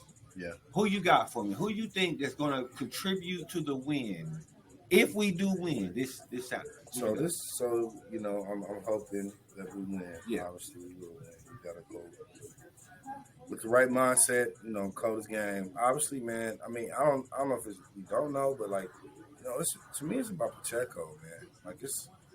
It's about setting the stage very early on that we will run this ball. We will be content running this ball and not get greedy, not get cute, not get concerned about how we look doing what we're doing, but convert either through the screen game or through just straight up running the ball. So I say offensive line and I say Pacheco. Okay. Or Jizzle. That ain't no dark horse. Like I said, it's always that extra person that does it, right? So my question to you is, who gets that extra mile? Who gets that extra yard to get the win? Who you think it is? Who you got? I'm gonna roll with Clyde. I'm gonna go with CEH. I think he's been running the ball pretty effectively as of late. He's playing also, I think, kind of for his NFL life here, because this is his last year of his deal. This is it. I don't see him being here. I don't see him being here next year. So I think he's going to, if he gets an opportunity tomorrow and in those elements, because he's short and stocky, and you can't run Pacheco into the ground. Right. So he's going to get some carries, and I think he's going to make an impact for us tomorrow on the ball. All right, and he can catch out of the backfield too. He definitely can do that. He definitely can do that. Now, Derek. Now, like they all mentioned they players, and now I want to challenge you on a different level. Okay, so on the coaching staff, what do they have to do to win this game? say consistent. A lot of times, like when we are aggressive, there's so many if, ands, or buts when we need to run the ball. And I think it's going to be one of those games. Jizzle, that was my pick, CEH. But we got to be consistent. We know it's going to be a cold game. We know he's running for his life. And even when it comes to the jet sweeps with McCole, that's my 1B. Man, we got to be consistent. I'm not necessarily saying be aggressive with it being so cold. But, man, when we got our foot down, just keep going. Keep going. When we see that they changing, we got to swift with them. So just consistent. Yeah. And you know what? I'm going to tell you right now. I got it rolled down on this paper. You can ask KoBayne. I was going to say Clyde, but for a different reason. But you kind of hit on it, Art, just at the end. You took my damn shit out the backfield. If I told y'all that Clyde had 64 yards receiving in one game, That'd be good. how many games would it take for MVS to get that in a season? Dang, that's cold. That was that Bills game. Yeah, that's cold. Hey, this boy, that's my dark horse is Clyde out the backfield. Okay, why isn't anybody saying MVS though? With so much that he's because we seen enough. so much ridicule. We know what he's about. I just think that in this game, you don't go to MVS. It's cold. He can't catch no way. His hands is colder. The ball is harder. It's gonna just flop up. not a game for him. Yes. Maybe if we Well, here's the other thing about in the bowl. here's the other thing about MVS. In the bowl because he converted last season. Hold on, what you got, Reggie? What you got for me? When it's cold, when it's cold like this, you don't really take a lot of deep shots. You know, this is a ground and pound. This is a big Kelsey game, big Pacheco game. This is a Clyde game. There you go. I think one thing we overlooked in this process, and well, not the process, in our conversation, we overlooking the decline in playing Travis Kelce. I'm gonna need Kelce to step up this week too, blocking and catching, because we need Kelce to step up, man. I was going to ask you this. You know what? Because when you text this and I took this to heart. You said this, and I wanted to ask you this. You actually was in my pocket. I was going to ask you this. I was going to ask you how you felt about the play of Travis Kelce. Now, before you answer this, I want to say this. Now, Travis Kelce is a 1,300 to 1,400 yard receiver, right? Now, he doesn't have 13. The pieces around him. Do you feel like that was a factor, or do you feel like he just lost that step? Father Time got him. How you feel about that? Honestly, I feel like the scheme, schematically, football-wise, X's and O's, Matt Nagy didn't put him in the proper position to be open. I'm just be honest with you.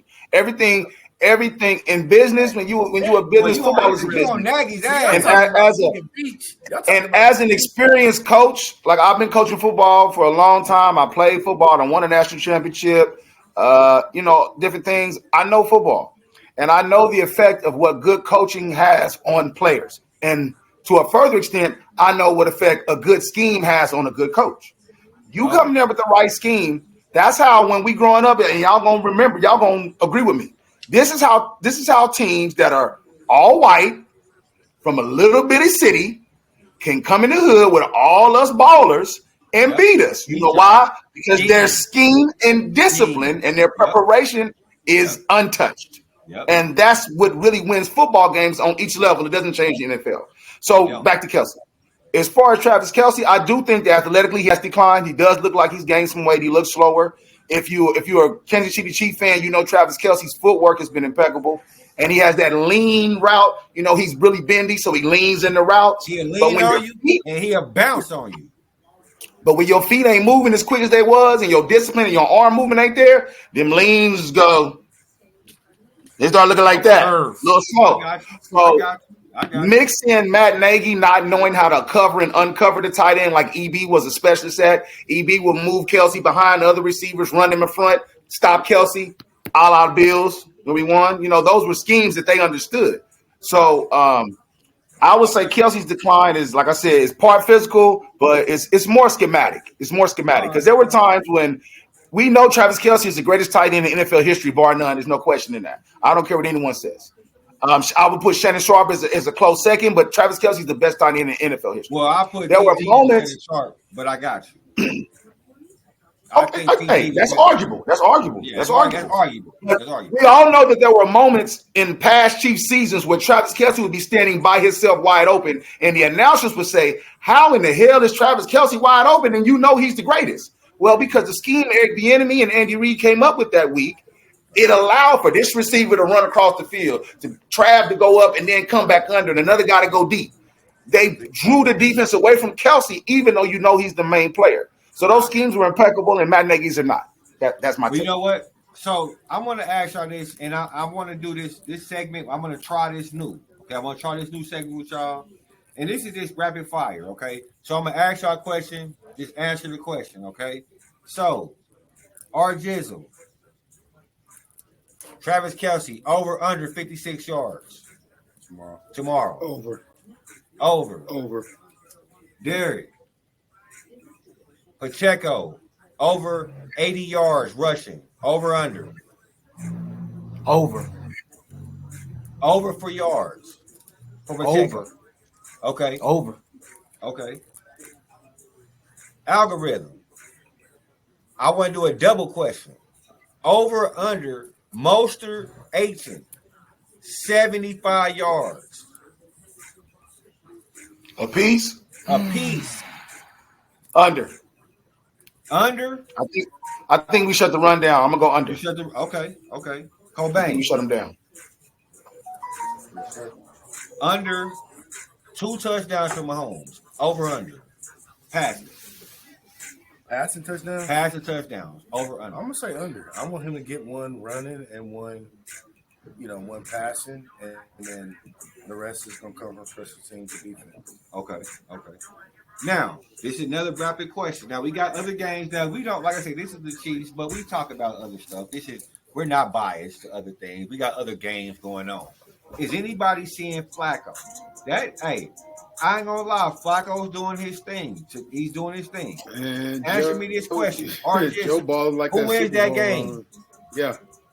Boston, Texans or Browns? I know my guy CJ Stroud's hot. I think the kid has a bright future. He's balling. But I gotta go with Joe, man. Joe done been there and done that, and the Joe way that Browns defense has been playing. I gotta go with Joe, man. Joe is playing for next year. He's playing for next year.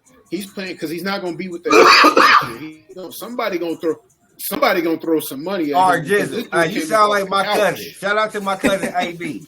When Flacco first came back, the first game, he said Flacco's playing for a contract. And I bet money. He was like, bet him for the over.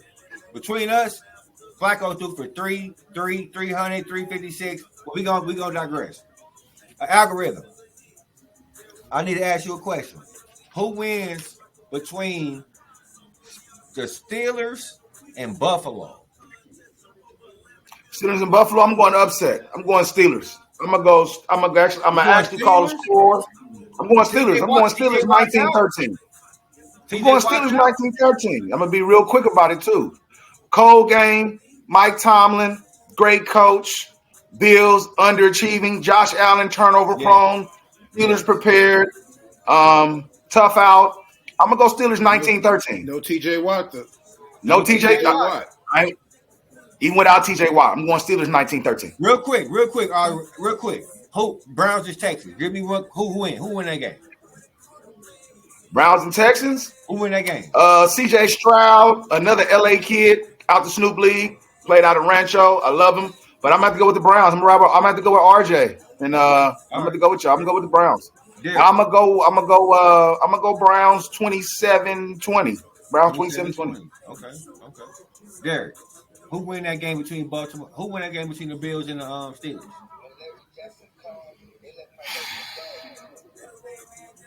That's gonna be hard, man. Kenny Pickett I can trash.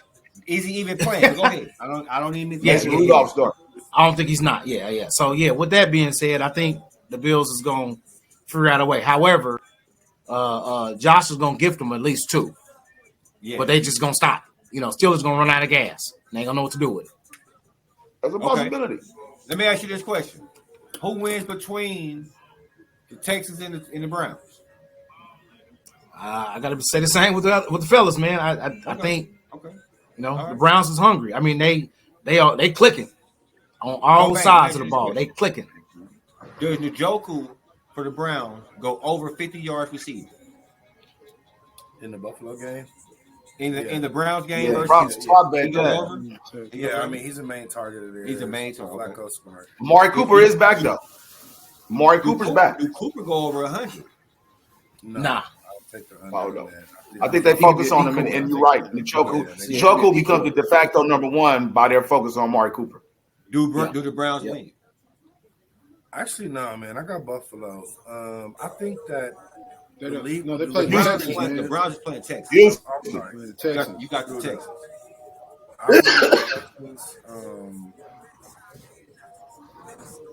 I they have the story of the year. They do. Because of so much that went into the draft picks. Just by the way, Bryce Young and the draft happened in Kansas City. This past year, so everybody knows, and it was great to see them brothers getting drafted. Number 1 quarterbacks. I think that ultimately, it's more. D'Amico Ryans. He's a firehead coach. As a head coach. Yeah. This game will pit the 2 NFL head coach of the year candidates right now. I agree. I agree. Great point, I agree. He just got them so he got them so ready to go. You know what I mean? So who wins between the Bills and the Steelers? I got the Bills. I misspoke earlier. You going with the Bills? Okay. Yeah, I was already moving them forward. The Bills is going forward. There's no way the Steelers can win. No, because in my opinion, the league wants it, man. Okay. This dude's on the cover of Madden. He's on everything. Paired him up with our quarterback, for the golf game. I'm sorry, I'm gonna say it. Derek's gonna cringe. It's a great white hope. Is out. Burrow's out, so that's Justin Herbert though. Hold on. But Justin Herbert, he's not gonna get. He's not gonna get this. It's the same. It's on the same wavelength. So let's throw this out there. So y'all predicting that the Chiefs is not gonna have a home game next week. That's why I'm picking the Steelers to win. If the Chiefs win this week, tomorrow, then no. And if the Bills win, we got to play the Bills. We got to play the Bills. We're going to Buffalo. In Buffalo. But if the Steelers upset the Bills, we'll play the Houston and Cleveland winner, and we'll have a home game. If Steelers win, then we got action. That's what I'm saying. We got action at a home game because we get the Houston and Cleveland winner. Yes. The Steelers going to play last year. The Bills got hurt last year against Cincinnati, blown out at home in that snow. So, now, I'm not going to discount it at all. The Bills are consummate underachievers. Yeah. Okay. So we talked about that. So we know about that. So we don't, like I said, the NFC. Let's just ask. I'm gonna ask y'all real quick. Who y'all got? Derek. Who you got? Ultimately, between this week, who you got? Bills. I'm sorry. Who you got? Detroit, Rams. One time. Who you got? Lions. Got it. Rams. Okay. Who you got between the Cowboys and the Packers? Cowboys gonna do it. Algorithm. Cowboys, Packers. Who you got? I got them boys. Who you got? It's gonna be a good game though. Who you got between the Lions and the Rams? I'm going with the Rams. I'm gonna go with the Rams. RJ. Overrated defense in Detroit. True. That's true. But they got that. Overrated. They got a run game. RJ. Defense overrated. Lions or Rams? I'm actually going to pick the upset, and I'm going to go with the Rams. They're very familiar with what Goff does well and what he doesn't do well, and I think they scheme a game plan to who could ball. Give me who you got. Cowboys, Packers. I'm going with the Cowboys. I mean, Okay, I don't see the Packers beating them. That's not Aaron KoBayne. Rodgers back there. Who you got? So. Cowboys, Packers. Definitely going Packers. Packers on the upset. Cowboys are a fraud. Okay, all right. And I said it. You said it. Email it. You going text it, Packers? send it to Lions, everybody that you Rams. care about. Who you got? The Cowboys are a fraud. I'm saying that again. Give me one more time. Hold on. That was twice. The Cowboys are a fraud. If you said it 3 times, Let's talk about 3 that times. for a second. That's really saying something. Send this to the ones you care about. Okay. Text it to them. I'm gonna send it to my guy Tuck. Make a clip of this. This is my guy Make an Tuck. emoji somewhere. Cowboys and frauds. All right. So you got Lions, Rams. This is the NFL script of this. I'm going with Detroit because everybody's on the Rams for some reason. And They got a reason. I thought that their head coach was a clown initially. Okay. But then, and it's doesn't have anything to do with them coming in here doing what they did to us. Because, Kadarius Toney wanted them to win the game against us. Okay. But, that's neither here nor there. I got you. But I respect them. I respect their fan base. Derek could tell you we talked to them. We spent hours after the game was over kicking it with their fan base.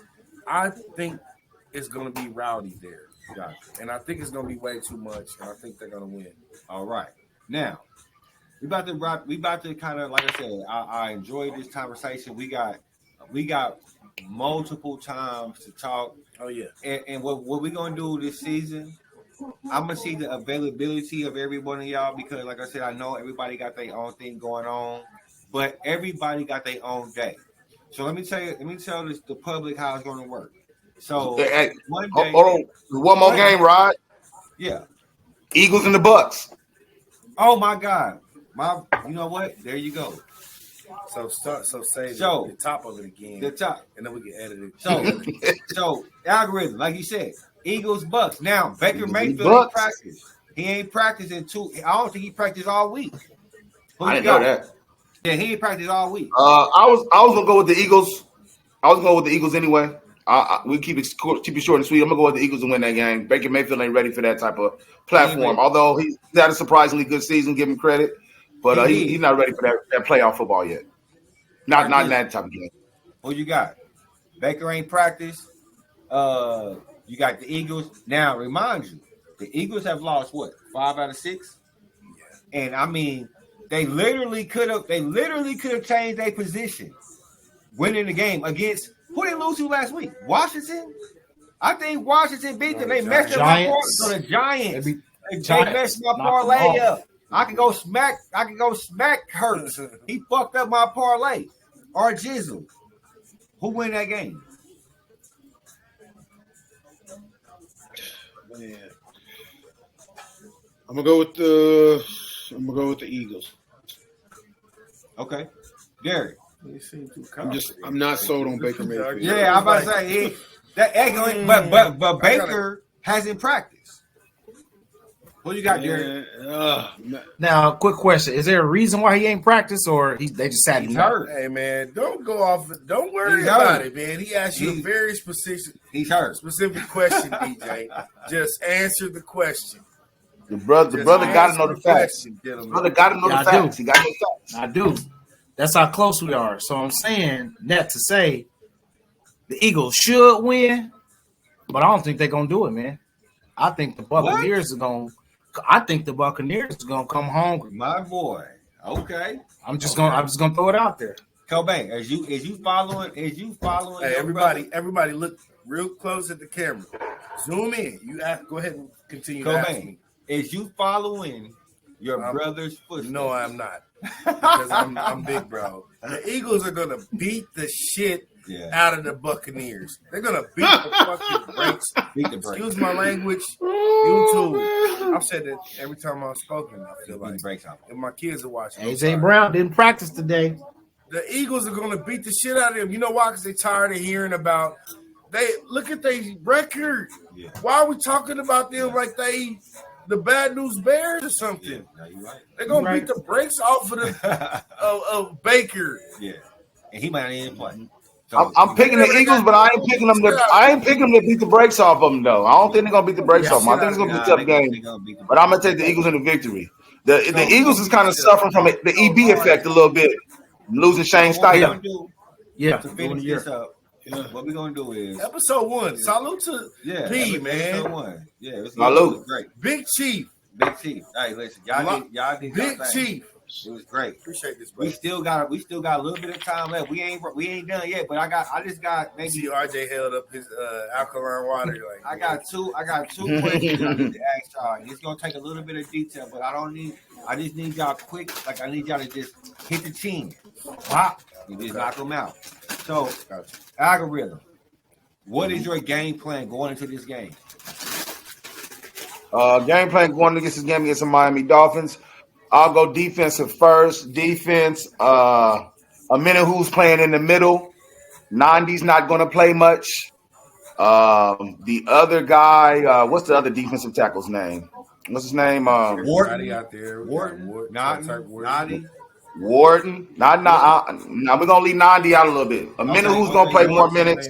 We're going to we're going to focus on the run game. We're going to put Snead on Hill. And we're gonna get after Tua. We're gonna put 6, 7 in the box. We're gonna force them to check. We're gonna force them to check out them runs and try to dump it. We're gonna get on Tua defensively. Offensively, hold on. Let me interrupt. Before you go to offensively, are you playing man defense? Yeah, I'm manning up. I'm not gonna play. I'm not gonna play. Pressing at the line, you don't necessarily have to press. I probably wouldn't press much because I want to get my secondary back a little bit because they're going to be try to run wide. If we stack that middle, they're going to try to run them sweeps. They're going to try to hit the edge. So I want my defensive backs to back a little bit so they won't get engaged so quickly on the block. All right. So I'm gonna play man, but I'm not necessarily going to play a lot of press. And the reason I'm going to play man, even with Tyreek Hill, is that I think that Miami's going to try to go short game with Tyreek. I think they're going to try to go long game with Waddle. So if we play that man and they get it to Tyreek quick, we got somebody on him to make the tackle quick. We can't let him do that shit because he has played in Arrowhead. He's had magical moments in Arrowhead. Anybody knows, we had magical moments at Southeast High. We had magical moments at East, my brother Kirk. So we know where we at, what we going to do. So that's what I'm saying on defense. Play man, get him on the ground. Waddle, they're gonna try to send Waddle deep. Our safeties just play good. Is our safety coming back? That's a question real quick. Is our safety coming back? Sam Cook coming back? No. Okay. Yeah. See, but I want to ask you a question real quick. Do you? But now this is just a quick yes or no. I don't want to interrupt your thought. Do the injuries on the Dolphins affect their team? Yes or no? Yes. Okay. Yeah. Injuries always affect. So tell me what you're saying. Go ahead. Okay. So yeah, on offense, I'm gonna go with. I think they're gonna. I know what I would do, but I think they're going to try to be a little more aggressive than we would like. But I don't think it's going to cause us any problems because we will be able to run the ball effectively. I think they're going to try to go a lot of play action. They're going to try to go a lot of misdirection. I think they're going to throw a little more than we expect. Okay. I think they're going to throw more than we would expect them to. I think they are. I think they're going to try to throw a little more. I would pound the ball, but like I said earlier, I'm seeing a lot of multiple backfields, multiple running backs, multiple sets, multiple tight ends, a lot of motions to confuse the inexperienced edge players and the guys that's stepping up for Miami that haven't played much. It's going to be a lot of movement, a lot of different sets. And I think the Chiefs are going to be moderately aggressive, but it's going to be effective this game. I don't think we'll be frustrated. Gotcha. All right, Jizzle. Let me ask you this. I'll ask you this first question. Does Pat Mahomes throw for more than 35 passes? No, I don't think we need to run. We need him to throw about 20 to 25. Okay. And we need to run the ball about 25 to 30 times. That's 25, 35 times, depending on how many plays we get. So that's your game plan. That's your game plan? Is running the ball 20, 35 times? 20, 30. If we get their defense is depleted. And those guys aren't going to be brought, all these free agents they brought in, they're not going to be brought up to speed in a week. But that's just like they have no chemistry or anything with the offense, or not with the offense, with the defense. So I say that we run heavy, run the ball heavy, and minimize passing. We don't need him to go out there and have 35, 40 passes. I think 20 to 25 would be serviceable. I like him somewhere around maybe 250 yards, 2 touchdowns total. And then we get a couple of rushing touchdowns. I really want to see us establish the run and become a run dominant team. Did the defense give up 7 points in the first 2 quarters? Yeah, I think Miami's going to score. I mean, they're going to score because we'll probably give up. I'll say 10 and a half. Gotcha. But I think we'll win the game by a touchdown, I would say. Very. Are you running MVS on those decoy routes, those down the field routes, or are you strictly running Pacheco down the field? What is your game plan for this game tomorrow? I'm definitely gonna run him as a decoy because if nothing else, we know he's gonna have somebody following. And then if we get too much bite, we know we're gonna have that safety come right along.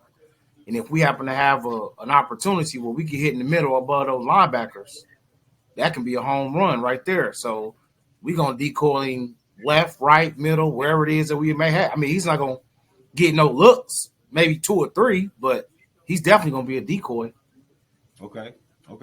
So my question to you is this: on defense, do they get to Tua? Do we have consistent pressure on Tua? Yes or no? Definitely. Okay. Yep. Because once we throw him off his game, Chris Jones is hungry. And then one person who we haven't brought up yet, none of us, that boy George Karlaftis. I'm telling you. Y'all seen. He got that with him. I'm saying he got 10 and a half. So he's making some bold statements. We once knew that Clark was ready in the playoffs. I can only imagine that once we get 2 off his game, we got that young blood coming in, man. Okay. All right. KoBayne, I need to ask you a couple questions real quick. Hey, can I say that these are great questions, man? I like how this episode 1, man, and my boy is on point. Really. I'm just so glad to be part of this stuff. I appreciate that. This is episode 1. Yeah. Like, share, subscribe, share this shit if you're a Chiefs fan. Mm-hmm. Don't be weird, man. Kansas City can be weird sometimes. Don't be. Yeah. Loving, coming from a very loving place. Everybody, y'all heard all our stories. Like, share, subscribe. Send this to people. I'm sorry. No, I didn't mean to interrupt, man. I mean, you my guy, and I'm very well accommodated, man. Yeah, it's a dope ass studio, and that's what I aim to do. Yeah, I aim to make it comfortable. And if our Jizzle and my boy I was here, they're gonna love it. Whenever or if y'all you go there, it's like I go to LA. I ain't been there. Hey, and when I go to LA, I'm coming there. And like I said, holler. I'm hollering at both of y'all. Real talk. And if you're ever here, I got the room for y'all. Got the gym at the basement. We get the gym in.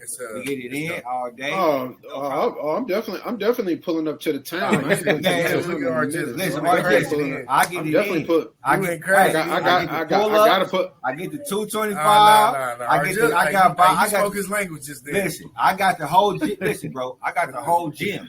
My biggest dumbbell. Oh man, is 95. I get it in. But we gonna digress. Hey, he got video games and all types of arcade. Yeah, arcade. Like I said, it's very well accommodated. Yeah. But I'm sorry, I didn't mean to get us off. Okay. No. Right. And I want to thank y'all. Like I said, first of all, I would like to thank you because ultimately, the whole season, I've been in a group chat with our Jizzle, Algorithm, Derek, and the whole crew. Yeah, the whole game. And it's been times where we just say what we want to say, and sometimes they say they shit, and I just sit back. Like like Oh, them niggas KoBayne are stupid. and These algorithm niggas is lost going. their motherfucking Hey, mind. they just go at it. Excuse my language. Derek and RJ, they go at it. I just look. I just sit back and listen and read it. But ultimately, what we got to understand is that we ultimately love the Chiefs. That's not even a thing. Sometimes we think we are. If they ask us, we play for the Chiefs. Yeah, nigga, I play for the Chiefs. They be like, you act like you play for the Chiefs. Yeah, nigga, I play for the Chiefs, nigga. What you talking about? So, I mean, you know what I'm saying? That's what it is. But I want to ask, am I on KoBayne? Am I on you, brother? Is this what we it's on? my turn. It's your turn. So, While my wife is calling me, I just say. so I want to ask you this question. Sorry, honey. I got a question. Yeah, I'm gonna ask you this, and I want you to answer this to the your best ability, which I know you will. The Dolphins. Yeah. We have not talked about the Dolphins. Yeah. If Mostert plays, is it a problem? I think potentially it could be. We haven't been the best against the run. Let's just be honest. Yep. Some teams have gotten some little sneaky shit off against us in the run game. Minus Nick Bolton. About Minus Nick Bolton. We had. Yep. What you say, Rob? Minus a healthy Nick Bolton. I think Bolton becomes. Yeah, I think Bolton's big this game. I think think he's back. But say a question again one more time. My question is, now, like I said, we all talk about the Chiefs. Yeah. But I challenge you because like I said, your knowledge and your hindsight. Mm-hmm. I'm speaking because I'm speaking psychological terms. Yeah. He's been on it. Mostert, if he plays, you remember, H.N. didn't play the last game. Yeah. Right? I play fantasy football. H.N. is a problem. Yeah. He's a problem. At 100 yards. He's a real problem. So my question to KoBayne is this: if Mostert and H.N. play, is it a problem? No, I mean, I don't think it's a problem. I mean, it's just the same. In my opinion, it should be what your focus is as a defense, regardless of if it's Mostert or H.N.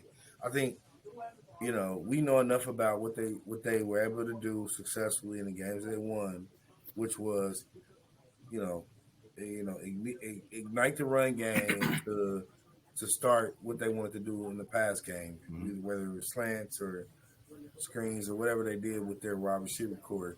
So I think ultimately, we gotta be playing with the intensity in the front to say we're gonna shut down what you're gonna try to do in the run game early. You gotta do early. Establish that early. And then get them into a situation where third down, second and long becomes something that they gotta really consider. Exactly. That's my opinion. So I want to do this rapid fire.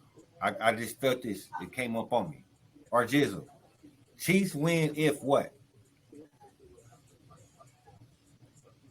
Chiefs win if we score more points than the Dolphins. Come on, man. Come on, man. That's what you No, See what I'm saying? That's what you get for listening to your boy C-Dot. Shout out to C-Dot. I fuck He with does C-Dot. that. But not only does C-Dot does it, he but does that in the shit. 10 o'clock A hour, lot of people do they that. do that. I want to hear that. I like that. But Derek, No. Chiefs win if So what? Or Jizzle, come on, man. Come on, man. Rewind. Chiefs No, win. go, Derek. Go. All right. I said the Chiefs win if we control the clock and we get in the red zone and get our 6. On top of. Oh, you got more. On top of it, and it's real quick. No turnovers. Well, Algorithm. well. Dolphins win if. Dolphins win if Matt Nagy's calling the plays and if Spagnuolo reverts back to his Gary Larry type of defense. That's happening. That's happening. Let me change the question. The only way we lose this game is by coaching. Coaching. That will lose the game if we get out though. All right. That sounds like a All right. national championship. All right. KoBayne. Player that been on a KoBayne. national championship team. Well, how we said lose that. this game? KoBayne, we win this game with what? To me, you know what, man? If we just try to be too cute, man, like, you know, it's beyond just the coaching. It's our attitude. Yeah. Taking this shit for granted, man. You know, yes, we have been in the playoffs multiple years in a row. 5 years in a row. Yes, we have hosted AFC championship games multiple years in a row. Game, yeah. I don't take that 5 shit years for in a row. granted because of how you started this show. Your opening monologue and everything you have to say about the hurt and the pain and the anguish. What we would give 10 years ago, 15 years ago to be a part of to be in the playoffs. So, man, don't take this shit for granted. I don't know when y'all gonna be seeing this shit, but I'm just telling y'all this. This is the day before one of the coldest days in NFL history. It should not matter. The temperature shouldn't matter. How many fans in the stadium shouldn't matter. Who is on the other side of that line should not matter. What should matter is, guess what? The Chiefs are in the playoffs, and we got an opportunity to go get that Lombardi again with the best quarterback that we've ever seen in history, in my opinion. Again, let's do it. No excuses, no bullshit. I don't care about no elements. I don't care about nothing else. Get this done for everything that happened 10 years ago, 15 years ago, 20 years ago. Because it's right here. Catch the ball, niggas. You catch the ball. We ain't even. I'm sorry. I'm going on saying. No. You know what? I feel like that's the 90s going through your blood. See, we are old school fans, and sometimes we get to talking and that fucking Glenn Elliott. That's Tyler Thigpen running through your mind. Tyler Thigpen. Tyler Thigpen. Yes, the Tyler Thigpens and the motherfucking Casey Printers. Damon Heward. It goes through your mind. But I'm here to say that this first episode was amazing. Okay, I believe that going forward, that we're gonna be able to capture some of the essence of real Chiefs fans, because at the end of the day, we all have hurt. I talked to my cousin Antonio, and he's about 4 years older than me, and he got real hurt like me. He don't even believe today because he got so much hurt in his heart with the whole shit. You know how it go. Chiefs go to the playoffs and we lose. That's what the whole thing was. Now, when I asked y'all Chiefs win if, and I asked that too. What you showing? Oh, $35. Listen, I'm ready to go. Let's do it. I'm ready to go. Put that on something. Put that on everything. Put that on something. But, I can cook some Put that on something. Y'all gonna go to the game tomorrow. So listen, this real talk. It's negative 10. Listen, degrees. Real talk. This what happened. So I'm doing my schoolwork and shit. Honestly, I'm going to get my doctorate degree. Blah blah blah blah. Salute. Blah. So Kirk called me. Hey man, I'm about to come through with some burgers. I'll come through whatever. Fuck it. You got it this come nice. Through hey, with y'all some don't burgers. Know how dope we got the burgers. So I respect here. the fact that everybody, one of y'all. So how we gonna do this going forward is like this, right?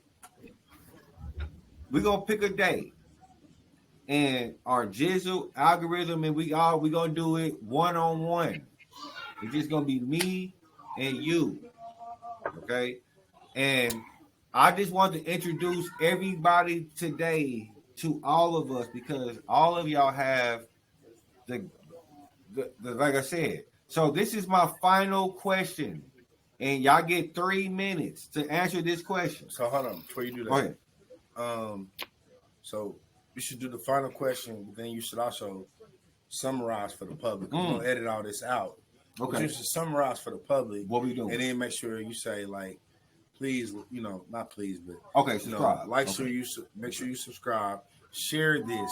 You're not gonna get this type of, Chiefs. You know what I mean? You're not gonna get this type of. This is authentic. It's real. This is authentic. You know what I mean? So give them something like that, and then then wrap it up. And then wrap it up. You know what I mean? So like I said, I hope that y'all enjoyed the commentary that we produced. Okay, Derek, Kansas City, Missouri native. He talked to us about how he thought it should go as far as the draft and the season. We got KoBayne, my co-host here, who put Veach on the pike. Veach is gone. About the pipe. He put him on the pike. He's gone. Pipe. I want to talk about Run to the store and go get, I want to talk about algorithm. I didn't put him on a pike. I just say run to the store. Nah, you put him go on get the another bottle of Carlos Yeah, Rice. you put him on and done. And then after KoBayne put Veach on the pike and cooked him, algorithm said, "Fuck it, I'm gonna take Nagy and put him on the burner and burn him." So he got the coals and all that. Hey, it's hard to find coals in LA. Trust me, I know. So Good ones, right? And them are the good ones, right? Them are the real ones. The good ones. This will get your food done. Yeah, the real lump. Veach made a mistake. He made a mistake. It happened. But we're not. Let me just say this because, like I said, I want to interject because y'all talking shit about my boy Veach, and I'm gonna just say this before we go. Your boy Veach. It's my boy Veach. Your boy Veach. It's my boy Veach. Oh, it's coming out now. My boy. My boy. You know what? The truth has been revealed. What Veach did.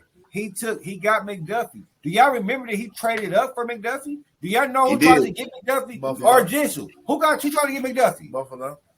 Buffalo. So do y'all want to see? Do y'all want to see him over there? No. He made All Pro over Snead. You said Snead got stumped. I understand that, but he did. But at the end of the day, he also drafted Breland Speaks, and he drafted Sky Moore over George Pickens. Oh, damn, boy! And he also drafted CHE over many other running JK. You know, I can make a list. Breland Speaks, Hartman over Metcalf. Yeah, over DK Metcalf. DEH is gonna be the dark horse for this playoff run. We go to Super Bowl. You shooting So wild. I want to, like I y'all said, wild with the CEH stuff. CEH Okay. after the backfield is going to be a great. He's McKinnon. He's going to take the McKinnon role. But I appreciate. Did we hear, I hope you do. Did we hear your response though? My dark horse? No, did we hear it? I don't think we heard your dark horse. My dark horse was CEH. It's your dark horse. Yeah, they all had the same dark horse. Yeah, my CEH is dark horse out the backfield as a receiver. And yours was a white or light horse because you picked Pacheco. No. CEH I did. I did because it depends. You picked the light horse. Going back to your point, algorithm.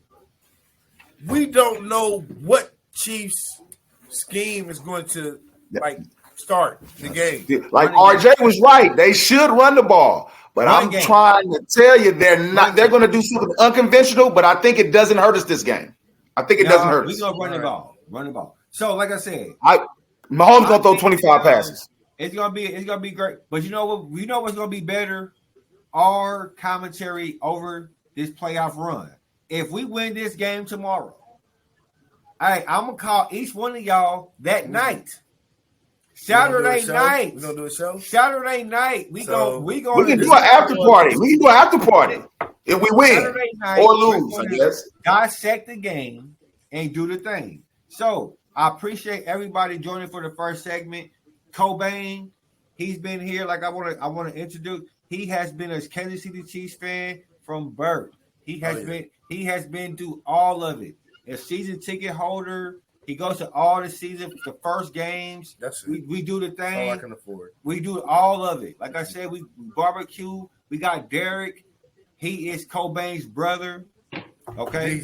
DJ. He claimed me sometimes. Like I said, this is my guy right here. My boy Realist. Derek, my son and his son they the homies. Even though you don't want them on even though Derek's son and came over here almost trashed my treadmill. He didn't put the damn thing in the treadmill. I almost Troy and almost just ruined it. But that's my boy. Hey, Troy. Like I said, it's all good. I got my boy Algorithm. LA. Listen, South Central. Algorithm. Like I said, not no more. That is that the name is amazing. Like I watched. They're gonna hate me for this, but that new Space Jam with LeBron, the Algorithm. That's the what you call it? That's the present. When you got the when you do stories, you have the who got me on that? You got stories. You got the main person and the bad person. Who's the bad person in the story? The antagonist. villain? The antagonist. Or the protagonist. The Villain? protagonist Villain? is LeBron, and the antagonist is Algorithm. Great name. And we got our Jizzle. Listen, And Arizona just chilling. Arizona, we got 2 West Coast brothers. Hey, do y'all know how fucking cold it is here in It's Kansas cold City as right hell, now? right? Y'all too? Do y'all know how? I mean, it's cold out here, man. It's like 50 degrees. I'm freezing. Man, Yeah, that's what I'm saying. That's what I'm saying, man. It's You said like, it's how much? Niggas like 50. I'm freezing out this mug. You crazy. He bro, said, man. Somebody Man, freezing. it's so cold, man. Man, it's 50 freezing in degrees. this mug. Cold. Out there. Bro, that's been the hottest whole week, man. It's been cold all week. I had to turn Look, my look, heat look on. what downtown say. I said, dang, Look at that. LA been on the news. I said, He said it's 50 degrees. Look at downtown. Yeah, it's been That's at -6. Yeah. yeah, Man, y'all see? yeah. Look at that. 45. Look at that, man. Look at that. Oh, That's man. You got to turn the heat ridiculous, up. man. That is Turn the heat up. Turn the heat up, RJ. I had to I turn wanna my say heat. thank y'all, I had man. to turn the heat on. I I had to Oh, turn my man. heat on. I'm Man, it's for it. crazy. You got to. It's freezing out this mug. This is wintertime. This is definitely wintertime. I'm gonna ask, Digging. okay? And like I said, I want y'all to give y'all ending statement for the first episode with y'all answer. 3 minutes. Like I said, so we're gonna start this with my boy Derek. Because like I said, I want to know the Chiefs make it to the bowl, yes or no, and why do they make it to the bowl? 3 minutes. Let's go. All right, man. So here's where it comes down to being realistic, right? So we got a chance to do it, but long story short, no. And here's why.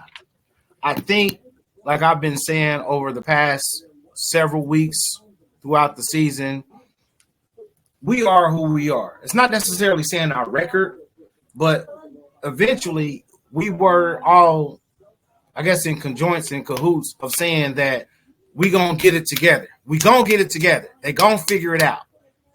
Now, it's in disbelief to say that tomorrow we gonna figure it out, right? And not to say that we can't, and not to say that the same thing we can't figure it out with Buffalo or Pittsburgh. But the rubber's gonna hit the road regardless of whomever's gonna play whomever in that AFC division game. Now, not even to say, because I went to that Baltimore Ravens game versus Cleveland. In Baltimore. Ravens was up. They was just getting smacked by the Browns. They was getting worked. I mean, it was just ridiculous. So it can happen. But the thing is, though, is the consistency in which that we got to get it together on a consecutive basis for the what? Next month, right? Daddy, I gotta see a baby. Okay.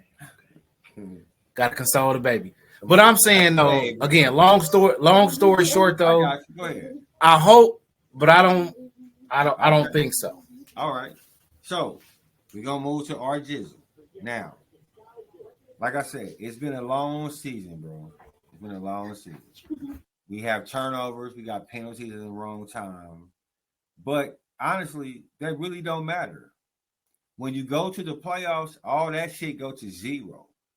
So I'm asking you to give the podcast Big Chief. I want to hear this.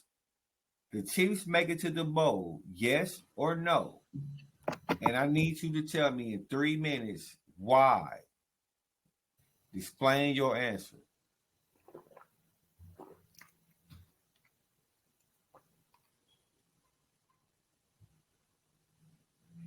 We can't hear you. Unmute.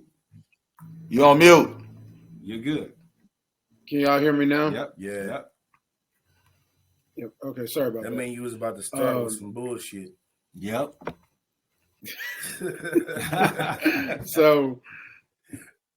So I've been toying with this back and forth all week because we've been so inconsistent this year. But I'm going to say this. We're making it to the Super Bowl. I don't think we're going to win the Super Bowl, but I think that we get there because we've been there. We're battle tested. All of our guys are battle tested. I know we gotta take the path. We gotta take the hard road there. We gotta take the country roads there. But we can beat. I'm confident we can beat these teams. We can beat the Dolphins. I'm confident we could beat Buffalo in Buffalo because Josh Allen gonna give us 2. The Ravens, they concern me, but is Lamar gonna crack under pressure? We've never seen Lamar under pressure like this before. Is he gonna crack under pressure? I don't know, but I'm confident in the team making it to the Super Bowl. All right. I appreciate that. So, algorithm. Now, I wanna move in a different direction because that's what we do here. That's what we do here. I had an answer for that. All right. So now, if the Chiefs win today, give me your percentage on us winning in Buffalo the next game. Winning in Buffalo, I say 100%. 100%. Because you changed questions on me, so I gotta still stay in the vein of my original hypothesis. Okay. My original hypothesis is that the Chiefs win the Super Bowl this year. I'm gonna tell you why. Hold on. Let me interrupt. I'm gonna let you get your. Go right ahead. But this Big Chief with nuts. Go right ahead, bro. Super Bowl. Win. Okay. Talk to me. Yeah. This really makes it tough on my opinion about Nagy and Veach, but I do think the Chiefs are going to win the Super Bowl this year. I think that on the NFC side, there's really no one who can beat us. Our defense is too solid. As long as we don't turn the ball over, there's no one on the NFC that scares me at all. In the AFC, I feel like the true Super Bowl would be the Chiefs versus the Ravens. I feel like whoever wins out the AFC is going to win the Super Bowl. The Niners don't scare me in the NFC. They always tend to fold at the wrong time. They do. In the AFC, like I said, the Bills, the Ravens, the Ravens are definitely the toughest team. But I just think that in this playoffs, Mahomes and Andy Reid come together. And I think that our defense carries us to the Super Bowl. And as long as we don't turn the ball over, I think we win the Super Bowl. Which is going to make it hard in the offseason with Veach and Nagy because Nagy still got to go. But I think this win covers it up for him a little bit. I think he wins the Super Bowl. You know what? We're going to talk about that after the season. But I want to come back to you real quick before I go to KoBayne. You said that we win the bowl. Now, let's say that we meet Baltimore in the AFC Championship game. What type of defense do we play on Baltimore? I think we go back to what we did. Well, I was going to say this earlier when we spoke about Willie Gay. If you remember, if you pay close attention, Willie Gay played with his hand on the ground a lot against Philadelphia. And there were a lot of plays that Willie Gay corralled Jalen Hurts from making big plays. Yeah. Willie Gay got him on the ground. Willie Gay rushed Jalen Hurts on that last play where Jalen Hurts threw that pass. Yeah. Willie Gay got the pass rush on him.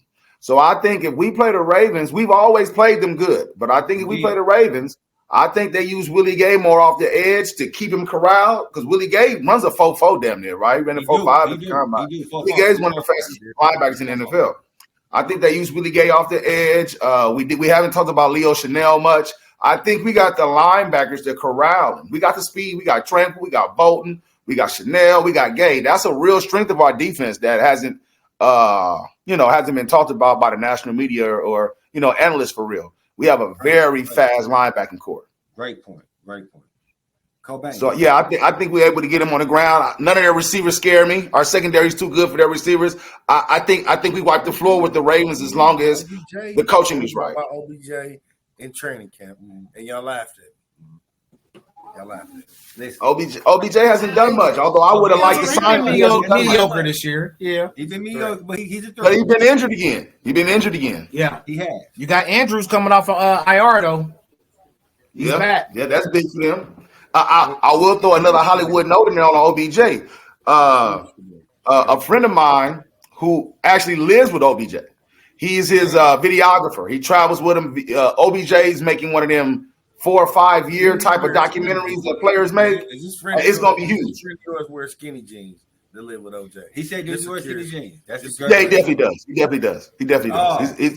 Hey, brother, this is California. This is LA, bro. Okay. The cats in the skinny jeans also carry Glocks. This is LA. It don't mean nothing. So I'm just telling you the truth. The cats with the skinny jeans and the book packs is the ones you got to watch out for because they do a lot of shooting. But no. Let me say this. No. Let me finish. Okay. OBJ really wanted to be a Kansas City Chief. He was going to sign with us. I was told this. But Baltimore threw that bag at it. But Baltimore threw that $15 million.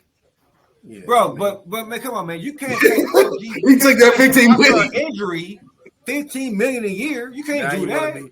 They overpaid him. They clearly overpaid him. Or do you want to be?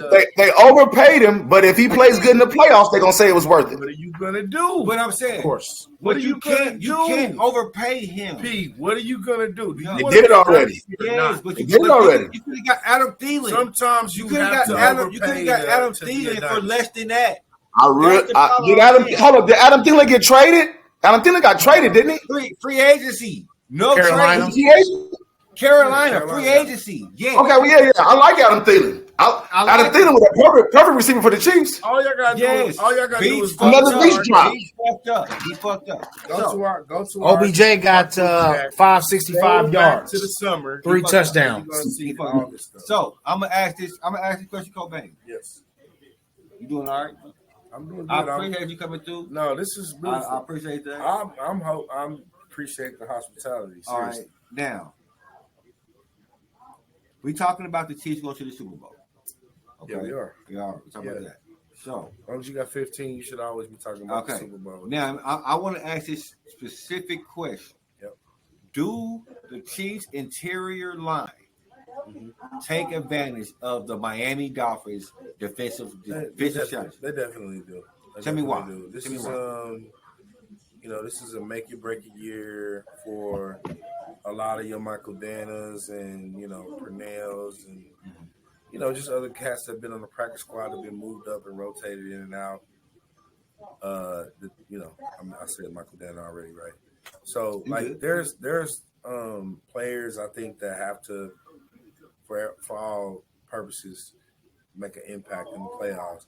But then there's Chris Jones who for all of us that have known his impact on our defense and what he's been able to do year after year after year after year after year, this might be his last. This is his last home game. Yes, it is. In Arrowhead, it could be. It could be. No, this is it. No, I don't know that. I don't know that for certain. Let me interrupt. Does anybody feel like this is not Chris Jones' last home game? It's not. Feel like I think the AFC Championship game ends up in Kansas City. Motherfucker.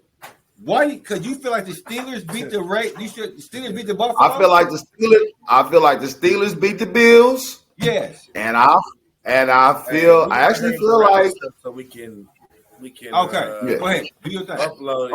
Well, two things real quick. I feel like the Steelers beat the Bills, so he comes back next week anyway. And I feel like I feel like the Browns or maybe even the Steelers, if they catch the Ravens at the right time, remember, but like Derek said, Lamar got to prove it. And coaching always wins. I think they could catch the Ravens in the AFC Championship and be back at Arrowhead for way more money than $35. What you got for me, Jizzle? What you got? You muted. Mute. No, sorry. I was agreeing with algorithm talking about the Browns and everything. That's all. Yeah. So the question was: do I think this is his last game? Do I think this is his last game at Arrowhead? Yeah, because I don't. Well, potentially, I think the AFC Championship game will be at Arrowhead because if the Browns play the Ravens, then the Browns will beat the Ravens.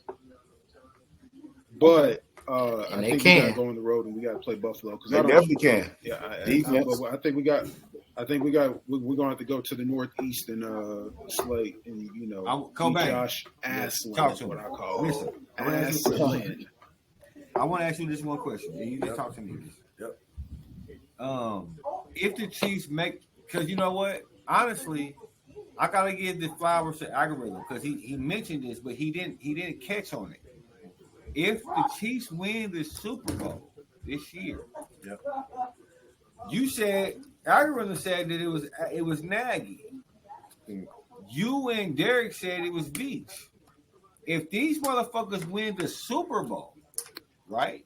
Because ultimately Mahomes, he's leading like the number one nigga without like all the problems we talked about. Yeah. He's still the number one nigga. So if Mahomes can clean up all them issues by itself. Okay. So what you going to do? That's ultimately my question. What are you going to do if you win this year? Yeah. That ultimately means that you don't really need a lot. I mean, No. what are you going to do? So I guess you're saying, do we stay pat? Do you And stay sit pat? You if got we win Pat. the Super Bowl this year. If Pat wins Super Bowl, he won it with First of bums. all, let's just be realistic, man. Like, Okay. let's not play games. We don't know which Chiefs team is going to show up in -9, -10 degrees tomorrow. Yep. Is it going to be a team that's going to be trying to be too cute, or is it going to be a team that's saying, "Hey, what we do best is this on first down or third down, or in the red zone or whatever." That's the number one determination that we got to make. If we decide to make the best choices there, we win against Miami, we progress, we win the Super Bowl. Like I said, I'm all for it. I respect it. Everybody came on and told their thing, but going forward, we're going to be able to discuss the playoffs, the draft, political issues, because we're going to have what's called a whiskey hour. And that's what I'm looking forward to, bro, because we're going to drink, we're going to sit with cars, all that. And one day, I'm going to come out to L.A., I'm going to come to Phoenix, and I'm going to be able to chill with my guys because I ain't paying for no rooms. I'm spending the night at you niggas' cribs. I'm at you niggas' cribs spending the night. So it ain't even no problem. So, like I said, I thank y'all for coming on. The algorithm pointing you to an Airbnb and No, I'm pointing to a news flash that just happened. What happened? Break the news, nigga. Come on, man. AJ Brown removed.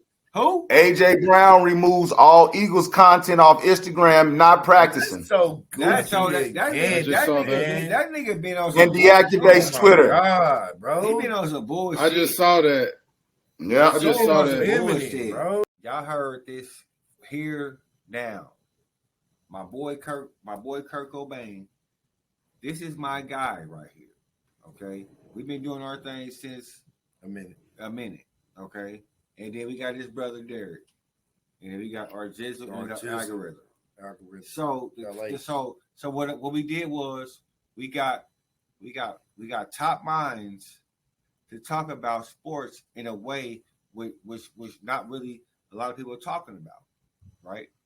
So it's only going to get better from here.